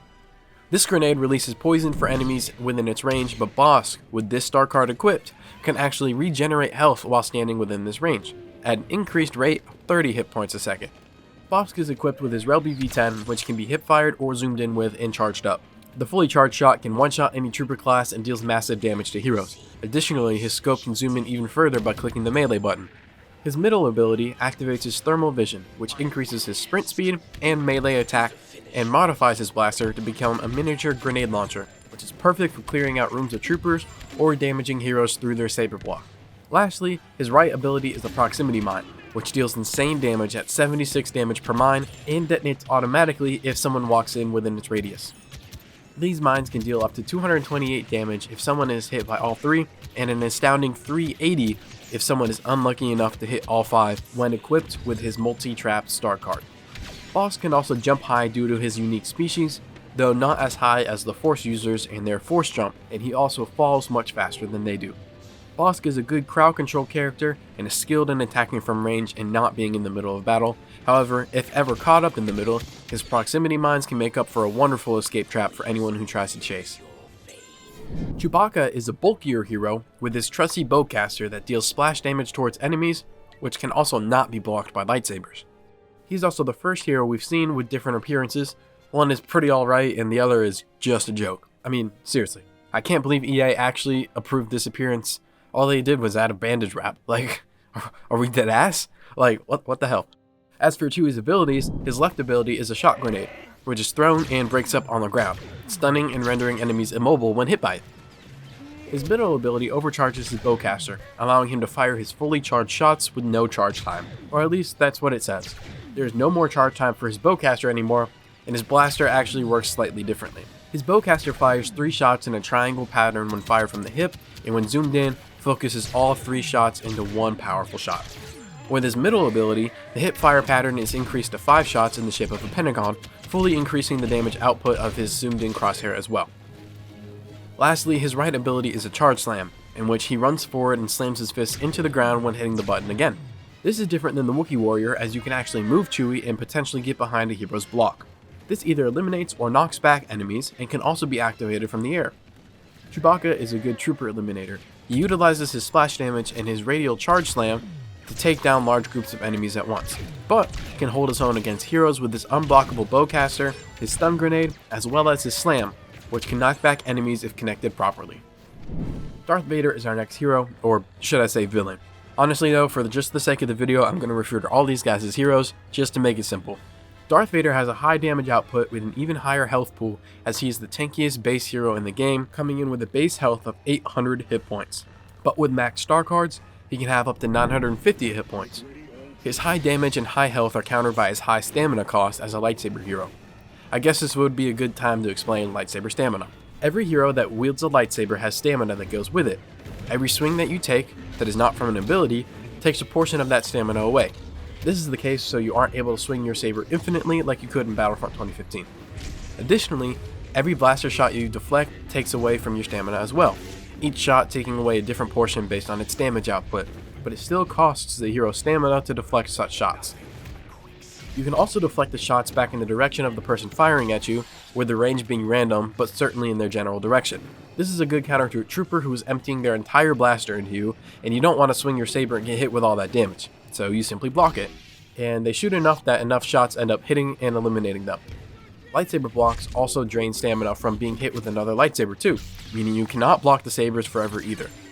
Once your stamina is depleted, or you wish to recharge it, you simply cannot swing or block with your lightsaber to let it recharge the stamina. The time it takes to recharge isn't that long, however it can leave you vulnerable for a split second, allowing your opponent to attack you, so you need to manage your stamina wisely. If your stamina gets depleted, you'll be staggered and not be able to move for a split second, rendering you vulnerable to incoming damage. Okay, now back to Darth Vader. His stamina cost is very high, meaning each swing and blaster deflection costs more stamina to use. This means he can't swing his lightsaber very much before being out of stamina and having to recharge it, or he cannot block that many shots or strikes before he must recharge it either, since it costs more stamina to do all of those actions. He can swing his saber 10 times before his stamina is up, or can block 14 swings until he runs out. His left ability is a lightsaber throw, which damages people on its initial throw and on its return back, meaning it can hit a trooper twice, fully eliminating them, and this saber can travel through a saber hero blocking, hitting them in the back for some damage if they aren't careful. You can also control the direction of the saber's return path by moving or dodging with Darth Vader as well. Since his saber returns to him, if you move either right or left, his saber will move at an angle on its return to you, creating a triangle. This allows for a little bit more mobility with this ability, allowing you to hit someone if they dodge out of the way on your initial throw. If you dodge in their same direction, the saber will come back towards you, hitting them in their new position. Vader's middle ability is called Focus Rage, which makes you lock in with the dark side pretty much. This ability gives you bonus health temporarily and gives you bonus damage with your lightsaber strikes, all while decreasing his saber attack stamina cost by 50%. This ability is clutch when you're in a pinch and need some extra health and bonus damage to help you survive, or if you want to become a literal tank and clear the entire team of enemy troopers. You get 200 extra bonus health and bonus damage, and with your decreased stamina costs, you can swing your lightsaber twice as many times as you could without this ability. His right ability is a force choke. He can choke a cluster of enemies, picking them up off the ground and damaging them. Additionally, you can move the enemies being choked while they are in midair, doing so by aiming your camera either to the left or the right. This allows you to drop characters off the edge of the map or down a hole, preventing them from escaping entirely. This can also be paired with his lightsaber throw. If timed correctly, it can be unblockable. If you throw your saber, and on its return trip, you force choke immediately after the saber hits them in their back, they will be stunned briefly, allowing your choke to hit them and suspend them in the air, letting you strike them 1 or 2 more times before they're able to back away. Additionally, Vader aura farms by being one of 2 characters to fall slowly. Vader does not fall at the same rate as the other heroes, he floats down. I'm not really sure the point of this beside it being badass and accurate to the canon. The only plus I can think of is that you get to travel much farther with jumping, but it also leaves you very vulnerable and makes it very easy to be spotted while doing this. Vader is your go-to, borderline overpowered saber hero who can dish as much damage as he can take. Solid pick overall. Next up is Emperor Palpatine. Palpatine's primary weapon is his Force Lightning, which you can shoot out of one or both hands. Using both hands deals more damage, but drains his stamina faster. He uses both his block button and his primary fire button to use both hands. This being said, Palpatine does not have a blocking mechanic, meaning he is very susceptible to blaster fire and lightsabers. He instead must rely on mobility and being hard to hit. He is just the second and last character who can fall slowly, just like Vader can. I guess it makes sense, since they are master and apprentice and the original aura farmers. Honestly, this slow fall hurts him more than it helps him. Since he can't block, being an open target is not ideal for Palpatine. He's used as a close to medium range character. His lightning does not have that much distance, so he needs to be close enough to use it, but not too close so that he gets chopped up by a lightsaber. And I cannot stress this enough, mobility is key with Palpatine, and you need to be using your dodges as much as you can, along with doing short hops to avoid potential blaster fire and headshots. Palpatine's lightning is also sort of used as an aimbot, as you just sort of need to aim it in the general area of someone to hit them, but you actually do need to aim at them, as it's basically just his weapon spread is larger than it seems. It locks onto characters you're looking at, but it allows you to slightly move your camera without losing your target, if that makes sense. His lightning can be blocked by lightsabers and Princess Leia's bubble shield, but drains the saber stamina down fast while also using yours up quickly. Palpatine does have a melee attack, which just shoves his sparky hands forward and doesn't drain any stamina.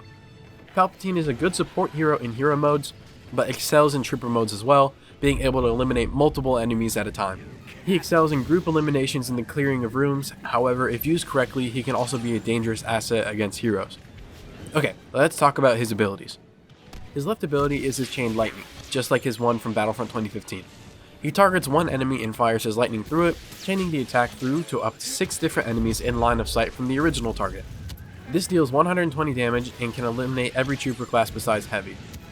Next is his middle ability, Dark Aura. Now, I know it sounds badass, but it is arguably one of the worst and most underwhelming hero abilities in the entire game. He surrounds himself with his dark force energy, damaging the people around him, basically a mobile sandstorm. Even though this is unblockable, his 15 damage per second takes away from the fact that you are essentially just tickling them. I mean, Bossk's Dioxis grenades does more damage than that. It's good for finishing off kills or preventing heroes from healing, but that's just about it. His right ability is Electrocute, which sends out a wave of lightning, stunning and rendering enemies inside immobile for 1 second. Palpatine is a good support and mobile hero, easy to learn but very hard to master in hero modes. Also, heads up for his appearance, if you have the Celebration Edition, or bought his Sith Eternal appearance, it bugs out for your teammates a majority of the time, and it's a bit odd and funny to look at. Up next is probably one of the most hated heroes in all of Battlefront II, Han Solo. In the right hands, he's annoying as hell. In the wrong hands, he's also annoying as hell.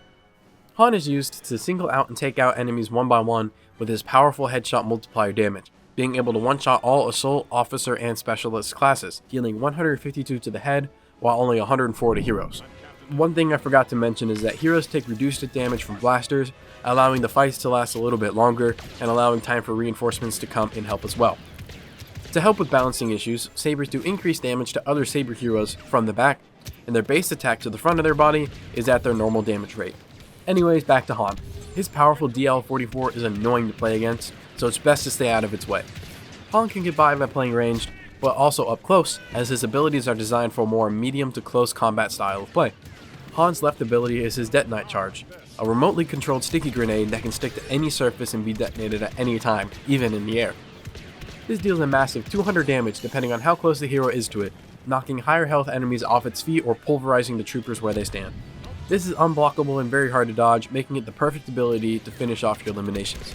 His middle ability is called Sharpshooter, opening up his reticle into a crosshair, slowing you down, and giving your blaster an increased fire rate at a cost of decreased damage. This has certain situations where it's useful, when you are trying to gun down a running away hero, or need to clear out a couple of troopers standing in your way without overheating your blaster, but generally, this ability is the least used out of the three. His third ability is his Shoulder Charge, where he runs forward and damages the first opponent he hits, dealing 150 damage to heroes and 200 damage to non-heroes, eliminating any trooper type.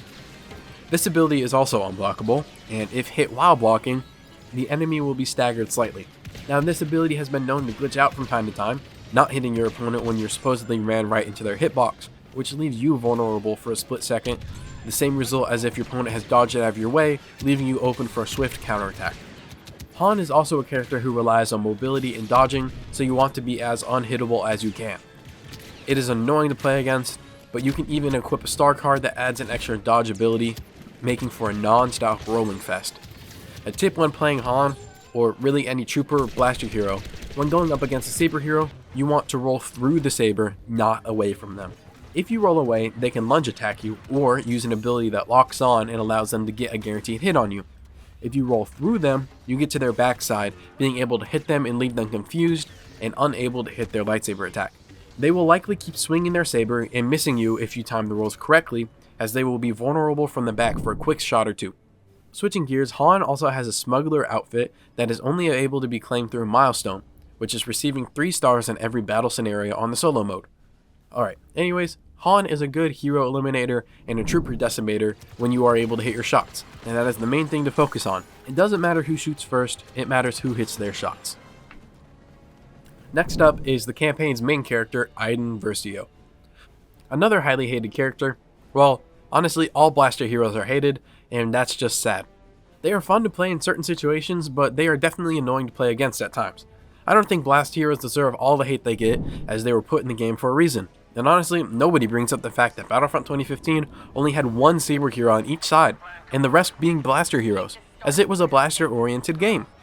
So if you want to complain about that. I'll say this now and I'll say it again, nobody hates Star Wars like Star Wars fans. Nothing is ever good enough, and there's always something to complain about.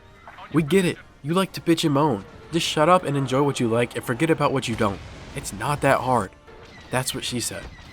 Anyways, Iden uses the heavy TL-50 blaster, which is a repeating blaster capable of shredding enemies, additionally equipped with an alternative firing mode, which fires a power blast that arcs down and deals massive damage. This is activated by her aim down sights button as well, that deals 150 damage, eliminating the troopers, once again besides heavy, and dealing significant damage to heroes. Her abilities include a stun droid on her left side, sending the droid out to stun enemies ahead of her for 1.5 seconds, allowing for some free damage. I tell you what though, that 1.5 seconds feels like forever when you're playing against her, but feels like an instant when you're playing as her. Her middle ability modifies her weapon into the pulse cannon, which can be fired unscoped or scoped. When scoped, you can fully charge up a shot, dealing roughly 200 to a body shot or 376 to the head. Additionally, you can use the melee button to zoom in even further to snipe from range. Her right ability is her droid shield, which activates a personal bubble shield protecting her from blaster fire. This ability cannot be activated, however, if the droid is not on her back, meaning you can't use the shield if your droid is currently in the process of stunning enemies. Iden is a really great medium range character, being able to snipe from long range if needed, and escaping with her shield and stun if needed as well. She can also hold her own with her alternative fire, which is a massive area of effect and outputs a high unblockable damage, damaging large groups of enemies or heroes hiding behind their block. Also, her 2 appearances are just dumb, just with or without the helmet on, and honestly kind of a cheap cop-out if you ask me. Next up is one of my personal favorite dark side heroes. In my main, I like to play Kylo Ren. Kylo is an offensive style hero with the best ability kit in the game, and I fully believe that if playing as him, you really shouldn't lose any 1v1s. He is criminally underrated, and I'm sad to see him slept on so much. Kylo Ren has an alright stamina cost, with his saber dealing also slightly less damage than the other dark side heroes, most likely due to his cracked kyber crystal.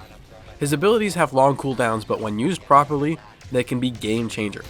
His left ability is a pull, where he pulls his enemies towards himself, knocking them down as well. This only does 10 damage and can be brought up to 60 damage with a star card, but is mainly used as a utility ability, not as a damaging one. His right ability is his signature Force Freeze, immobilizing anybody in the area for 2.5 seconds, allowing allies or yourself to get in some free hits. Both of these abilities, as is all Force abilities, can be blocked by holding your lightsaber, and with the high cooldown weight, you want to use these at the perfect time. Luckily for you, Kylo Ren has the unique ability to be able to use these in the air, so you can jump off the ground to freeze or pull in enemies, allowing for even greater mobility and ways to use these, and you can even fake out your opponents to letting them bring their guard down for a split second, allowing you to freeze or pull them in for a counter. His middle ability is his best asset, Frenzy. Frenzy locks onto an enemy and Kylo Ren leaps towards them, striking them with a guaranteed lightsaber hit at the end of the combo. Kylo Ren can leap between enemies too. If on the first or second strike he eliminates one, he will jump to the closest enemy if in range, finishing the combo on them. This ability can be dodged with good timing or blocked with a lightsaber, however, the final strike of the combo is unblockable, and if it breaks through your opponent's block, it staggers them, leaving space for another quick hit or two to deal damage. This ability is good when bouncing between troopers, as he also gets a 40% damage reduction during this ability, allowing him to eliminate up to 3 troopers in the room. If playing against a hero, you should never start off the fight with this ability. However, as it is easy to recognize, and with such a long recharge time, your enemy can just heal back all the damage you're just dealt. Instead, you want to use this to finish off low health heroes, as your final hit is unblockable and also leaves them staggered. Kylo Ren is a great utility hero, maximizing the use of his abilities to leave enemies immobile or stunned, and capitalizing on their staggeredness to deal damage. Here are all of his appearances as well. Not much variation, but I guess you can choose the ones you like.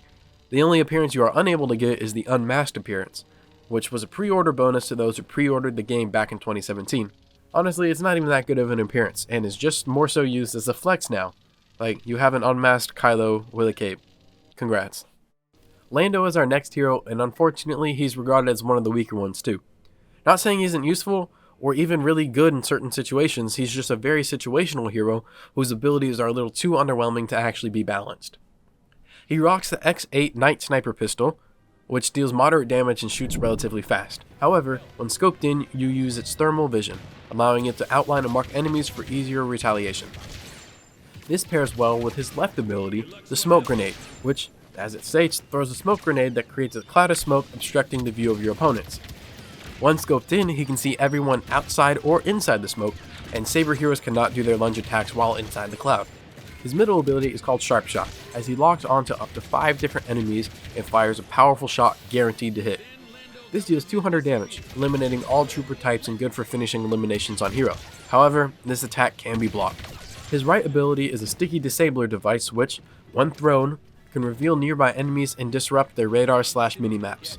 When re-triggered, it overloads it to shock any enemies in its reach and stun them for 1.1 seconds. Overall, Lando is a nice support hero in trooper modes, being able to clear and disrupt enemies, while in hero mode, he provides a good helping hand to the main heroes. Lando can definitely be mastered, however, and be the top hero in multiple games. It's just rare and needs a lot of time to get used to his techniques and how to properly utilize them. Next up is another blaster hero, Princess Leia.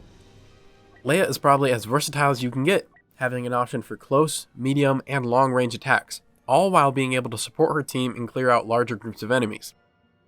Leia's primary weapon is a burst pistol, dealing moderate damage up close to medium range. Her pistol also comes equipped with an alternative fire using her ADS button, which deals 145 damage on a direct hit. This alt fire also works like the ARC Troopers, as it can auto-lock onto an enemy from enough range.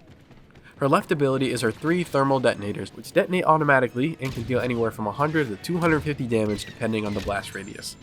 She can throw up to 3 at a time, and her ability begins recharging once the third one is thrown.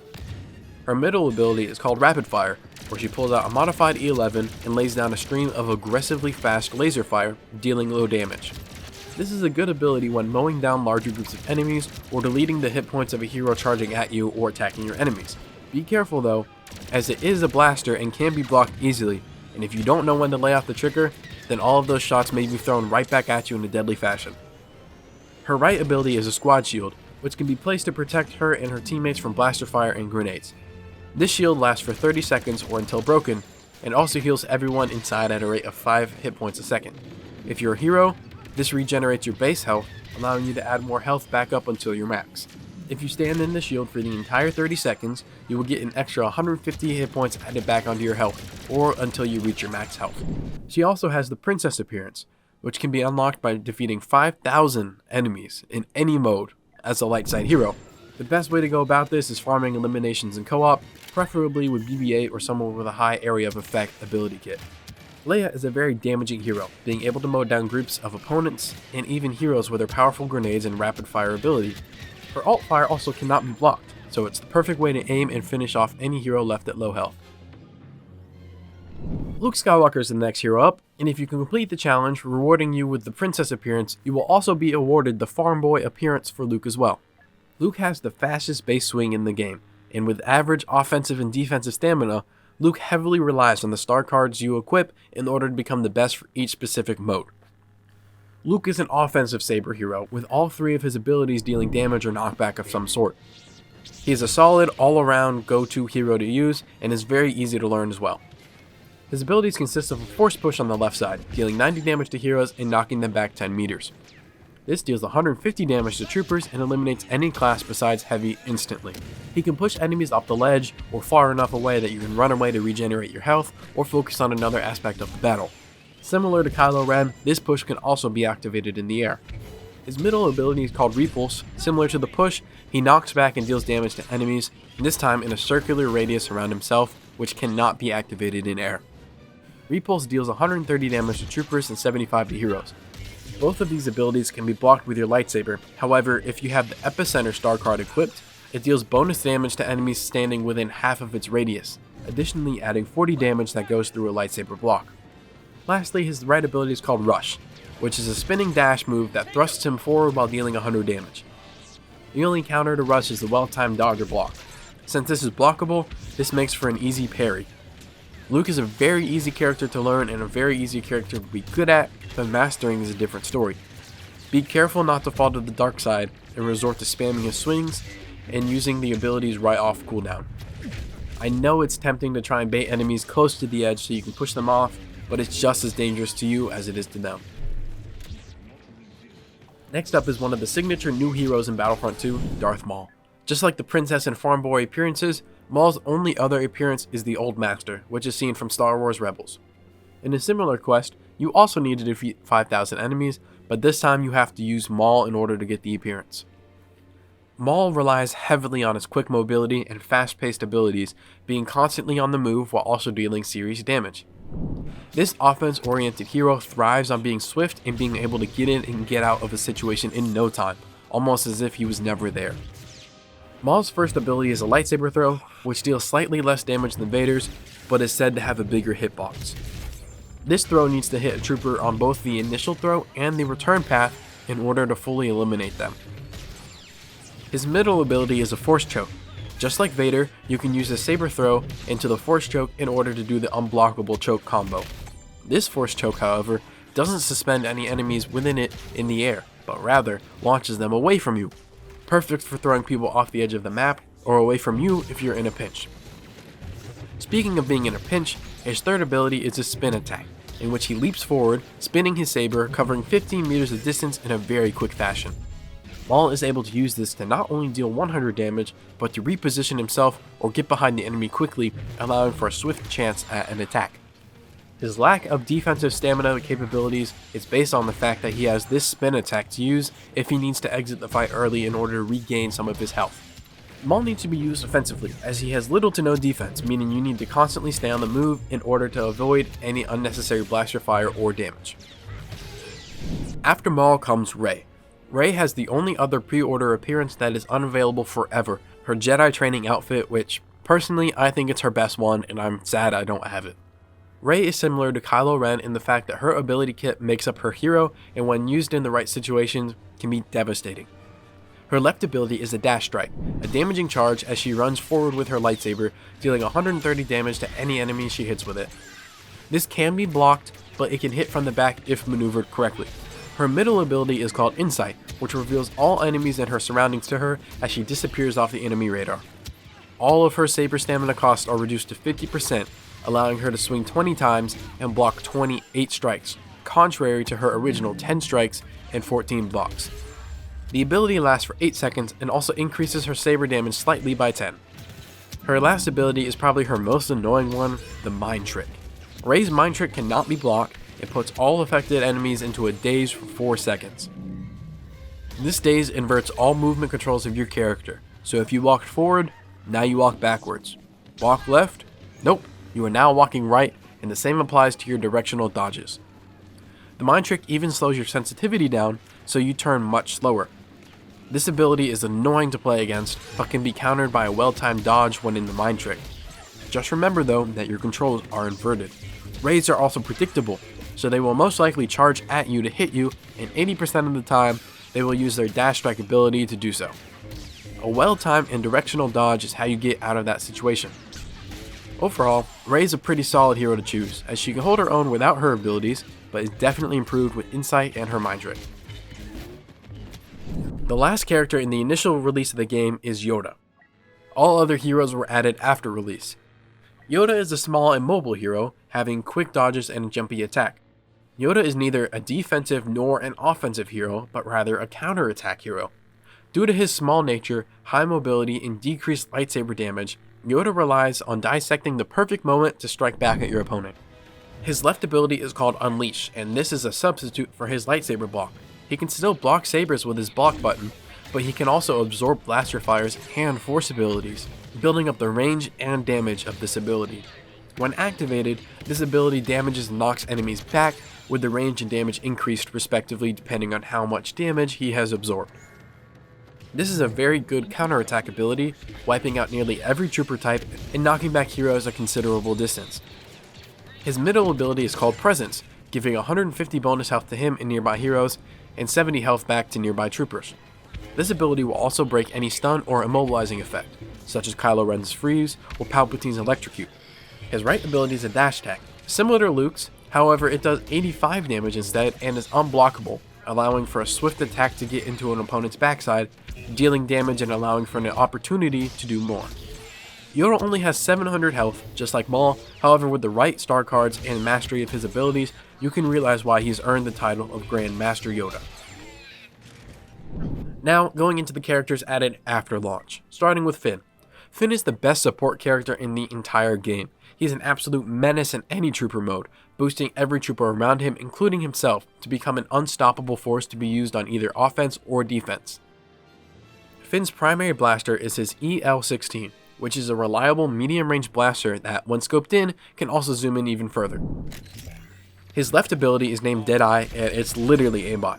Swear to God that's the ability description. Finn targets one enemy in front of him with his EL-16 and makes sure every blaster shot hits. All you have to do is keep the target on screen and they will be gone in seconds. This is very useful in having to wipe out highly congested points, heroes that are fighting your team and not being dealt with properly, or getting that annoying Boba Fett out of the sky. This ability is broken, but not as broken as this next one. Big Deal. Big Deal is his middle ability, boosting any allies within its radius with an extra 120 bonus health, a 25% damage reduction, no weapon cooldown, and an increased ability recharge rate of 100%, doubling any recharge rate immediately. This ability lasts 10 seconds but can be boosted 1.5 seconds with every headshot elimination when equipped with the right star card. His right ability is called Undercover Team, where he equips his GLIE 44 pistol and boosts his surrounding enemies with increased movement speed, all while scanning and marking all nearby enemies and taking their whereabouts off of enemy scanners. Finn is an absolute destroyer of troopers and is a clutch supportive hero, however relatively weak in hero modes, Finn can prove his worth by helping out the heavy hitters on his team when needed. Finn's counterpart in the update when he was added was Captain Phasma, a polarizing opposite to Finn's team support. Phasma carries a modified F11D rifle, which also has a dual zoom. This rifle fires incredibly fast, even though while dealing low damage, can shred through troopers and even heroes when its shots connect. When in the zoom mode, she has thermal vision, and her dual zoom mode is just her regular vision. Additionally, the more she fires her rifle in succession, the more accurate it becomes and the bloom decreases, allowing her to fire from her hip effectively as well. Her left ability is a melee attack, which can also be triggered by her melee button. It's a chain of 3 attacks, each increasing in damage with each hit, going up to 220 on the last hit to troopers and 200 to the last hit against heroes. This powerful staff is handy but can also be easily blocked and parried, allowing for a swift counterattack to unfold. Her middle ability grants her 200 bonus health upon activation, and with the right star cards can add an extra 60 bonus health and or up to 50% damage reduction while this ability is active as well. With these cards equipped, she can hold her ground against any hero, pairing nice headshots with her swift staff strikes to damage and eliminate any who decide to attack her while this is activated. Her right ability is a First Order Sentry Droid, which reveals, targets, and locks onto enemies, damaging them slightly to prevent health regeneration. If anyone is nearby her droid, it stuns them for 0.8 seconds, enough time to pump some blaster fire into their face or melee them.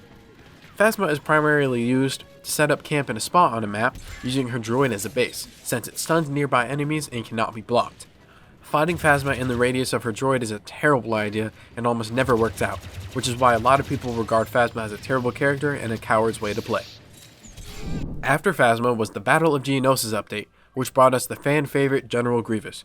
Grievous is such a badass character, but he has a lot of gimmicks and things to be aware of when playing him in order to maximize his full potential.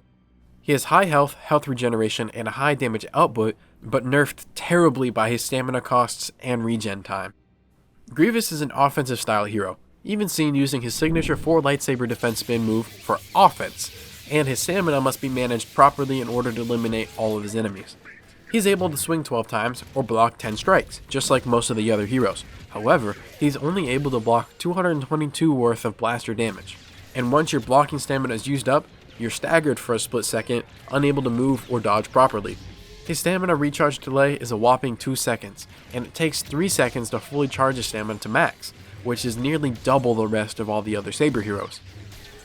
This is due to his unfamiliarity with lightsaber defense, only being trained by Count Dooku in offensive techniques, as seen in a star card, which allows him to increase his lightsaber strike damage dramatically, all while draining more stamina.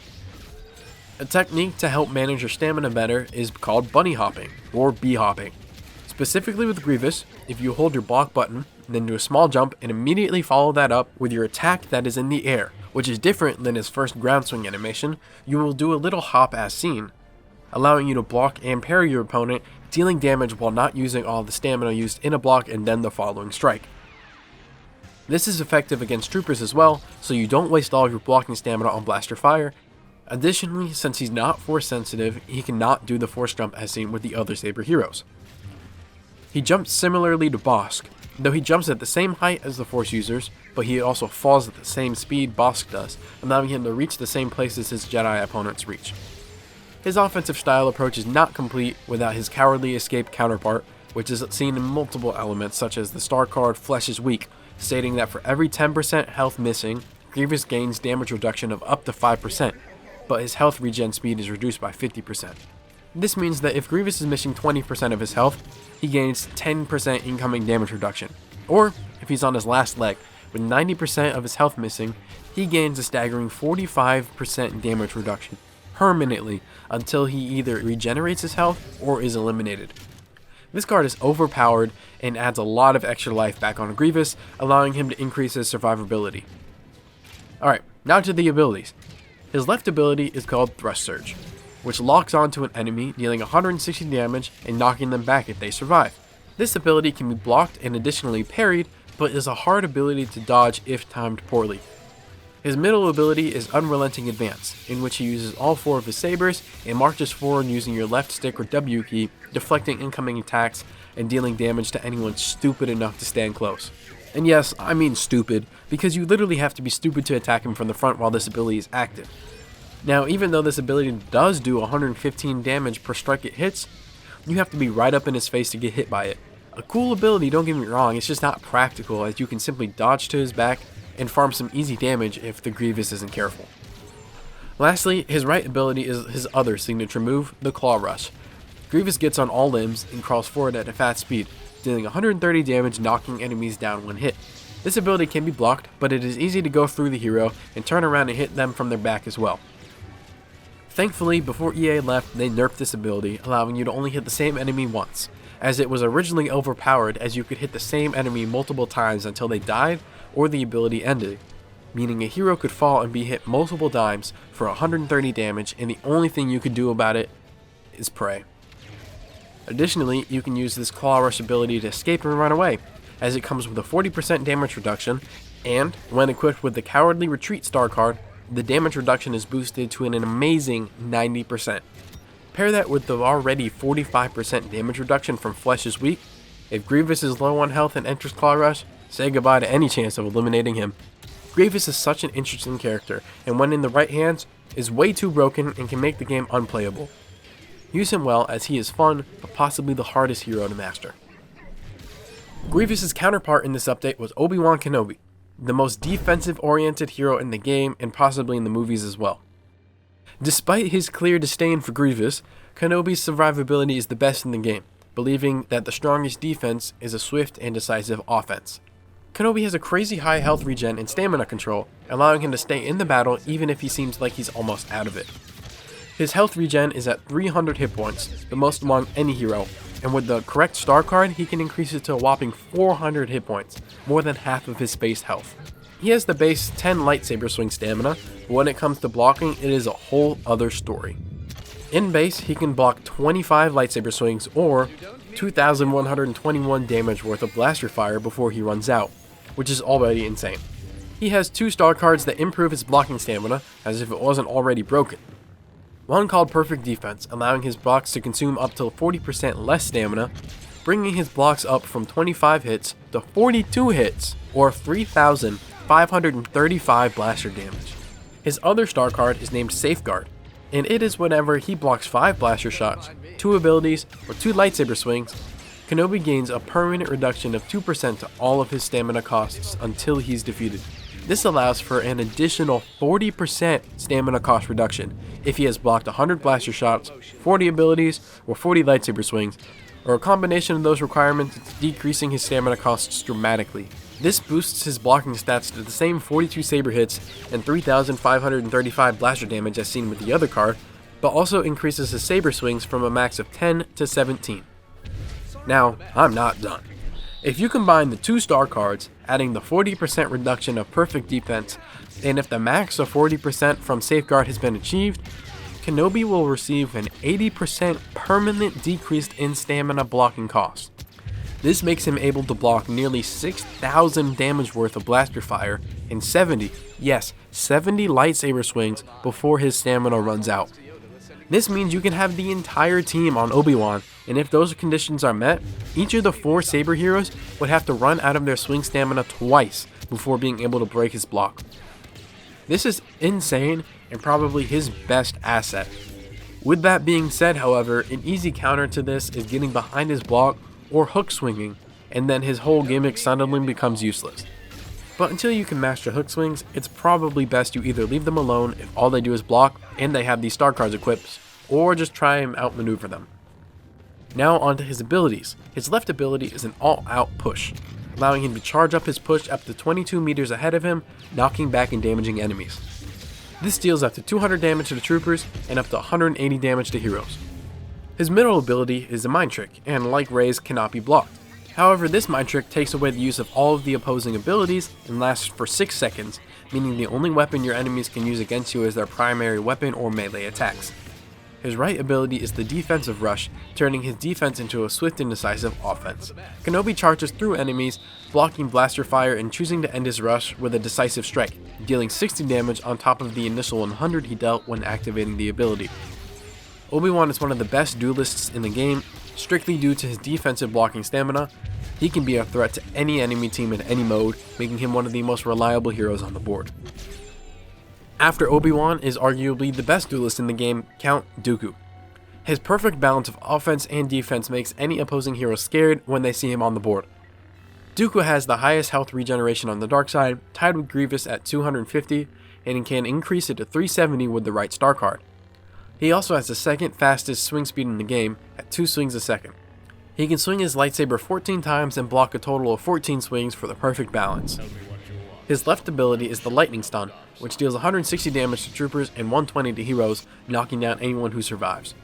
It's also good to note that for every extra target hit in this radius, up to 5, receives 10 less damage with this attack. His middle ability is called Duelist, and is probably the main reason he's the best duelist in the game. He switches his stance to flip to the offense, boosting his swing speed to 3 swings per second, and adding 25 extra damage to each of his swings. Be careful not to swing spam with this ability, however. Even though it's tempting to not stop swinging, it's easily predictable and parryable if you do spam, resulting in a quick and unfortunate defeat. His right ability is called Expose Weakness, which instantly removes any bonus health, completely cancelling out Yoda's Presence ability, while also inflicting the target with a slower movement speed, while allowing him and his allies to inflict 20% more damage onto the target. Additionally, if you eliminate the target yourself, the ability is instantly recharged, allowing you to expose another enemy. Dooku is the most balanced saber hero with a really solid defense paired with a powerful offense, making quick work of any other duelist. He should be mainly picked in hero modes, but can also slice through troopers relentlessly and quickly, one by one, when capturing a point or area. The last saber hero is none other than the GOAT, Anakin Skywalker. The complete opposite of Obi-Wan, Anakin has absolutely 0 defensive abilities and is a 110% offensive hero. He has 800 base health and can add an extra 100 health with the star card. He deals good saber damage but can also add an extra 20 damage per swing, but at the cost of 25% more stamina drained if he has the star card equipped. He can swing 12 times, but with that card it's reduced to 9. He can also block a considerable amount of Splaster Fire or 10 saber swings before he's out of stamina, but just as Vader, his high damage output needs to be managed well with his stamina. Anakin is the only hero with 4 abilities, his left one being a pull, similar to Kylo Ren's except dealing 120 damage to troopers and 80 to heroes, but it can also not be activated in the air. His middle ability is called Heroic Might, which operates the same as Luke's Repulse, as it releases a push in a circular radius around Anakin, damaging and knocking back enemies within it. Additionally, this ability can be charged. You can tap to use the ability, or you can hold it to increase its range. Its range can only be increased, however, with the amount of damage you've taken while holding the ability, so the more times you've been shot or hit with a saber, the larger the radius grows. Don't worry though, even though if you're being hit, your incoming damage has been highly reduced, allowing you to take damage and still be able to recover what has been lost. The only issue with this ability is that it will glitch out sometimes, and cause you to hold it down even when you didn't want to. It would not allow you to cancel the ability and end it early, meaning you have to wait there the entire duration of the ability until it finally releases, allowing you to play again. Most people in hero modes will recognize this glitch as it serves no actual purpose to charge it up in these modes and won't attack you. However, this does leave you open, and even with the damage reduction, people can still gang up on you and deal a lot of damage and even defeat you, so that's one thing you need to keep an eye out for.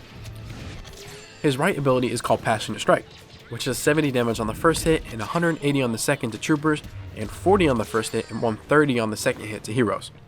This ability swings up, then steps forward and swings down again for a powerful 2-part attack that breaks the opponent's guard, rendering this an unblockable attack.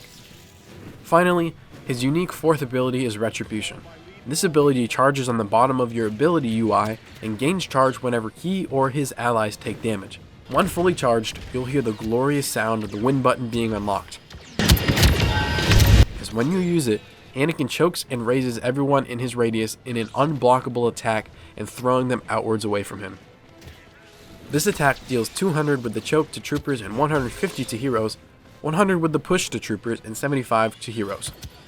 If you want to know how OP Anakin really is, go look up pre-nerf Anakin Skywalker. He got hit with one of the largest nerfs in gaming history because he was so broken and so overpowered. After this nerf, he is still one of the most overpowered characters in the game. So even after all that, he's still one of the best heroes. It's just insane. Anakin is clearly the GOAT, and even though he focuses primarily on offense, he needs to also be played cautiously as his stamina cost is high and can be caught in a pinch easily if managed poorly. His abilities allow him to defeat many groups of enemies at once, making him a force to reckon with in trooper modes and in hero modes with a super high damage output as well. Alright, Now these last two heroes were added for no apparent reason, and I honestly don't know why they thought it was a good idea, but I do unfortunately enjoy playing them, so I really can't say much. The first is BB-8, an intended support hero turned professional assassin. BB-8 is the best hero for cleaning up eliminations and dealing massive damage to anyone around him, and unironically excels in both hero and trooper modes. He has 300 health regeneration and a shock prod that tickles enemies for 29 damage per shock at a rate of 216 shocks a minute. That converts to 3.6 shots a second, which when multiplied by the shock damage comes out to 104 damage per second. His shock prod is not to be messed with, but the range is short and you need to be up close and personal with it too. He has two additional passive abilities, one being that he counts as 2 units when capturing a point and activates objectives faster, which can be clutch in those tense and fast-paced situations. His second add-on passive is that he increases his surrounding allies' ability cooldowns by 5%, but with a star card you can boost this up to 20%. His left ability is called Resistance Backing, where BB-8 scrambles enemy radars disguising your location, all while revealing enemies to both himself and his allies. These marked enemies will also take 5% increased damage while this ability is active. His middle ability is a Cable Spin, where he spins around and whips a cable around in a circular fashion, dealing a lot of damage to anybody in its radius. This ability shreds through troopers and heroes all the same, and the only way around it is either dodging out of the radius or blocking with your lightsaber. If neither of those are an option, just hope someone is nearby and is able to stun BB-8 to cancel his ability. His right ability is Rolling Charge, which deals 200 damage to troopers and 150 to heroes, and this is similar to Han's Shoulder Charge in the way that it can also glitch out and not hit someone it was supposed to hit. This cannot be blocked and will knock back enemies or stagger the blocking enemies when hit. BB-8 is an unironically goated hero, and when used in the right hands is absolutely insane and untouchable. He has no blocking, so he must rely on his small size and his quick dodges and a smart playstyle in order to survive in both hero and trooper modes. Alright guys, we made it. This is the last hero, BB-8's counterpart, BB-9E, who had like 5 seconds of screen time, and I generally don't understand his inclusion, but you know, whatever. He's a weaker version of BB-8 in almost every category and cannot be an assassin like his counterpart, but he's the best and only team support hero on the dark side.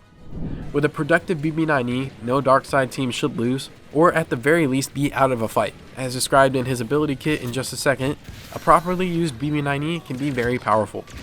When using this hero, you've accepted that you aren't going for high eliminations or damage. You're going for the team win, and that is exactly what he brings to the table. He has the 250 health regen, with the star card boosting that up to 350. His shock prod also does 5 damage less per shock than BB-8, however, his shock prod does actually shock and stun your opponent, unlike BB-8.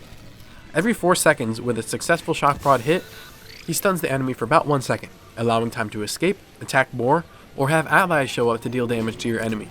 This mechanism is not mentioned in any of his ability details and is a hidden perk of using his primary weapon. BB-9E also has 2 abilities, sharing the same technical support ability that BB-8 uses, a good balance for the two. But his secondary passive is his Back to Support, where he passively regenerates the health of close by allies.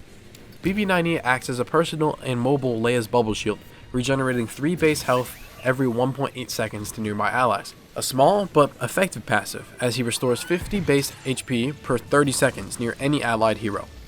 His left ability is a Smoke Screen, where he acts as a smoke grenade, rolling through and spraying smoke that obstructs enemy vision and reveals their positions at the same time. The enemies do not receive increased damage when marked, however. His middle ability is a Shock Spin, which pushes back and damages close enemies upon activation. It deals 60 damage initially, and then deals 30 per hit after the initial one. Though it does less base damage than BB-8's Cable Spin, the two should not be used in the same way. BB-9E's Shock Spin additionally shocks the enemies close by him, stunning them, all while overheating the blasters and disrupting the grenades of the enemies further in his radius. This is a very useful disabling ability, as well as one that serves massive knockback. A little counterintuitive as you're knocking your enemies out of range of the ability, but nonetheless you're still mobile, so you're able to move up closer and damage them all the same. His final ability is called Charge Up, and no, he does not charge himself up into a roll and dash forward. He instead prevents any blaster in his 20-meter radius and his own shock prod from overheating for a limited time. Additionally, he will have his allies' ability recharge time reduced. BB-9E is a very useful and situational hero in which he most likely cannot win any 1v1s, but can provide crucial support to any and all allies nearby in hero and trooper modes. Alright, we did it. Good job, guys. We made it through every character, class, and hero. Now to close it out, I'm going to skim through the last 2 tabs very quickly. Here's your career tab, where you can find your personal account rank, which maxes out at 50, and all the milestones you have and will work through completing. The milestones contain rewards ranging from credits to cosmetics such as appearances and voice lines or emotes. Lastly, here is the options tab. The first group is controls, where you can decide if you want to invert your look, how you want your sprint and zoom to be configured, and your player sensitivities, which is needed for learning hook swings or if you want to change your overall sensitivities. And here is the different button configurations for remapping. Next over is the gameplay, where you can manually change your point of view, which you can also change in game. You can also change the heads-up display visibility and the different HUD options, such as the crosshair colors, where different messages will be displayed, and how visible you'd like other aspects of the HUD to be.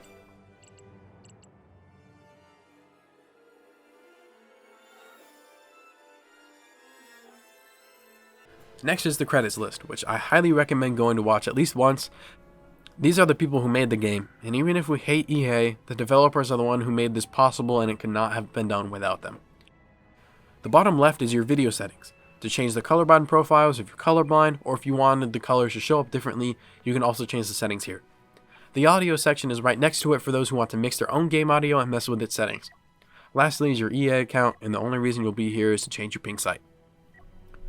Anyways, if you somehow made it this far, I really appreciate you for watching the whole way. Before you guys click off, if you want to see more, let me know down in the comments what guide you'd like to see next. Maybe a star card guide for specific heroes, or a specific character guide and how to play them, or maybe even how to be good at specific modes. I'm open to all suggestions.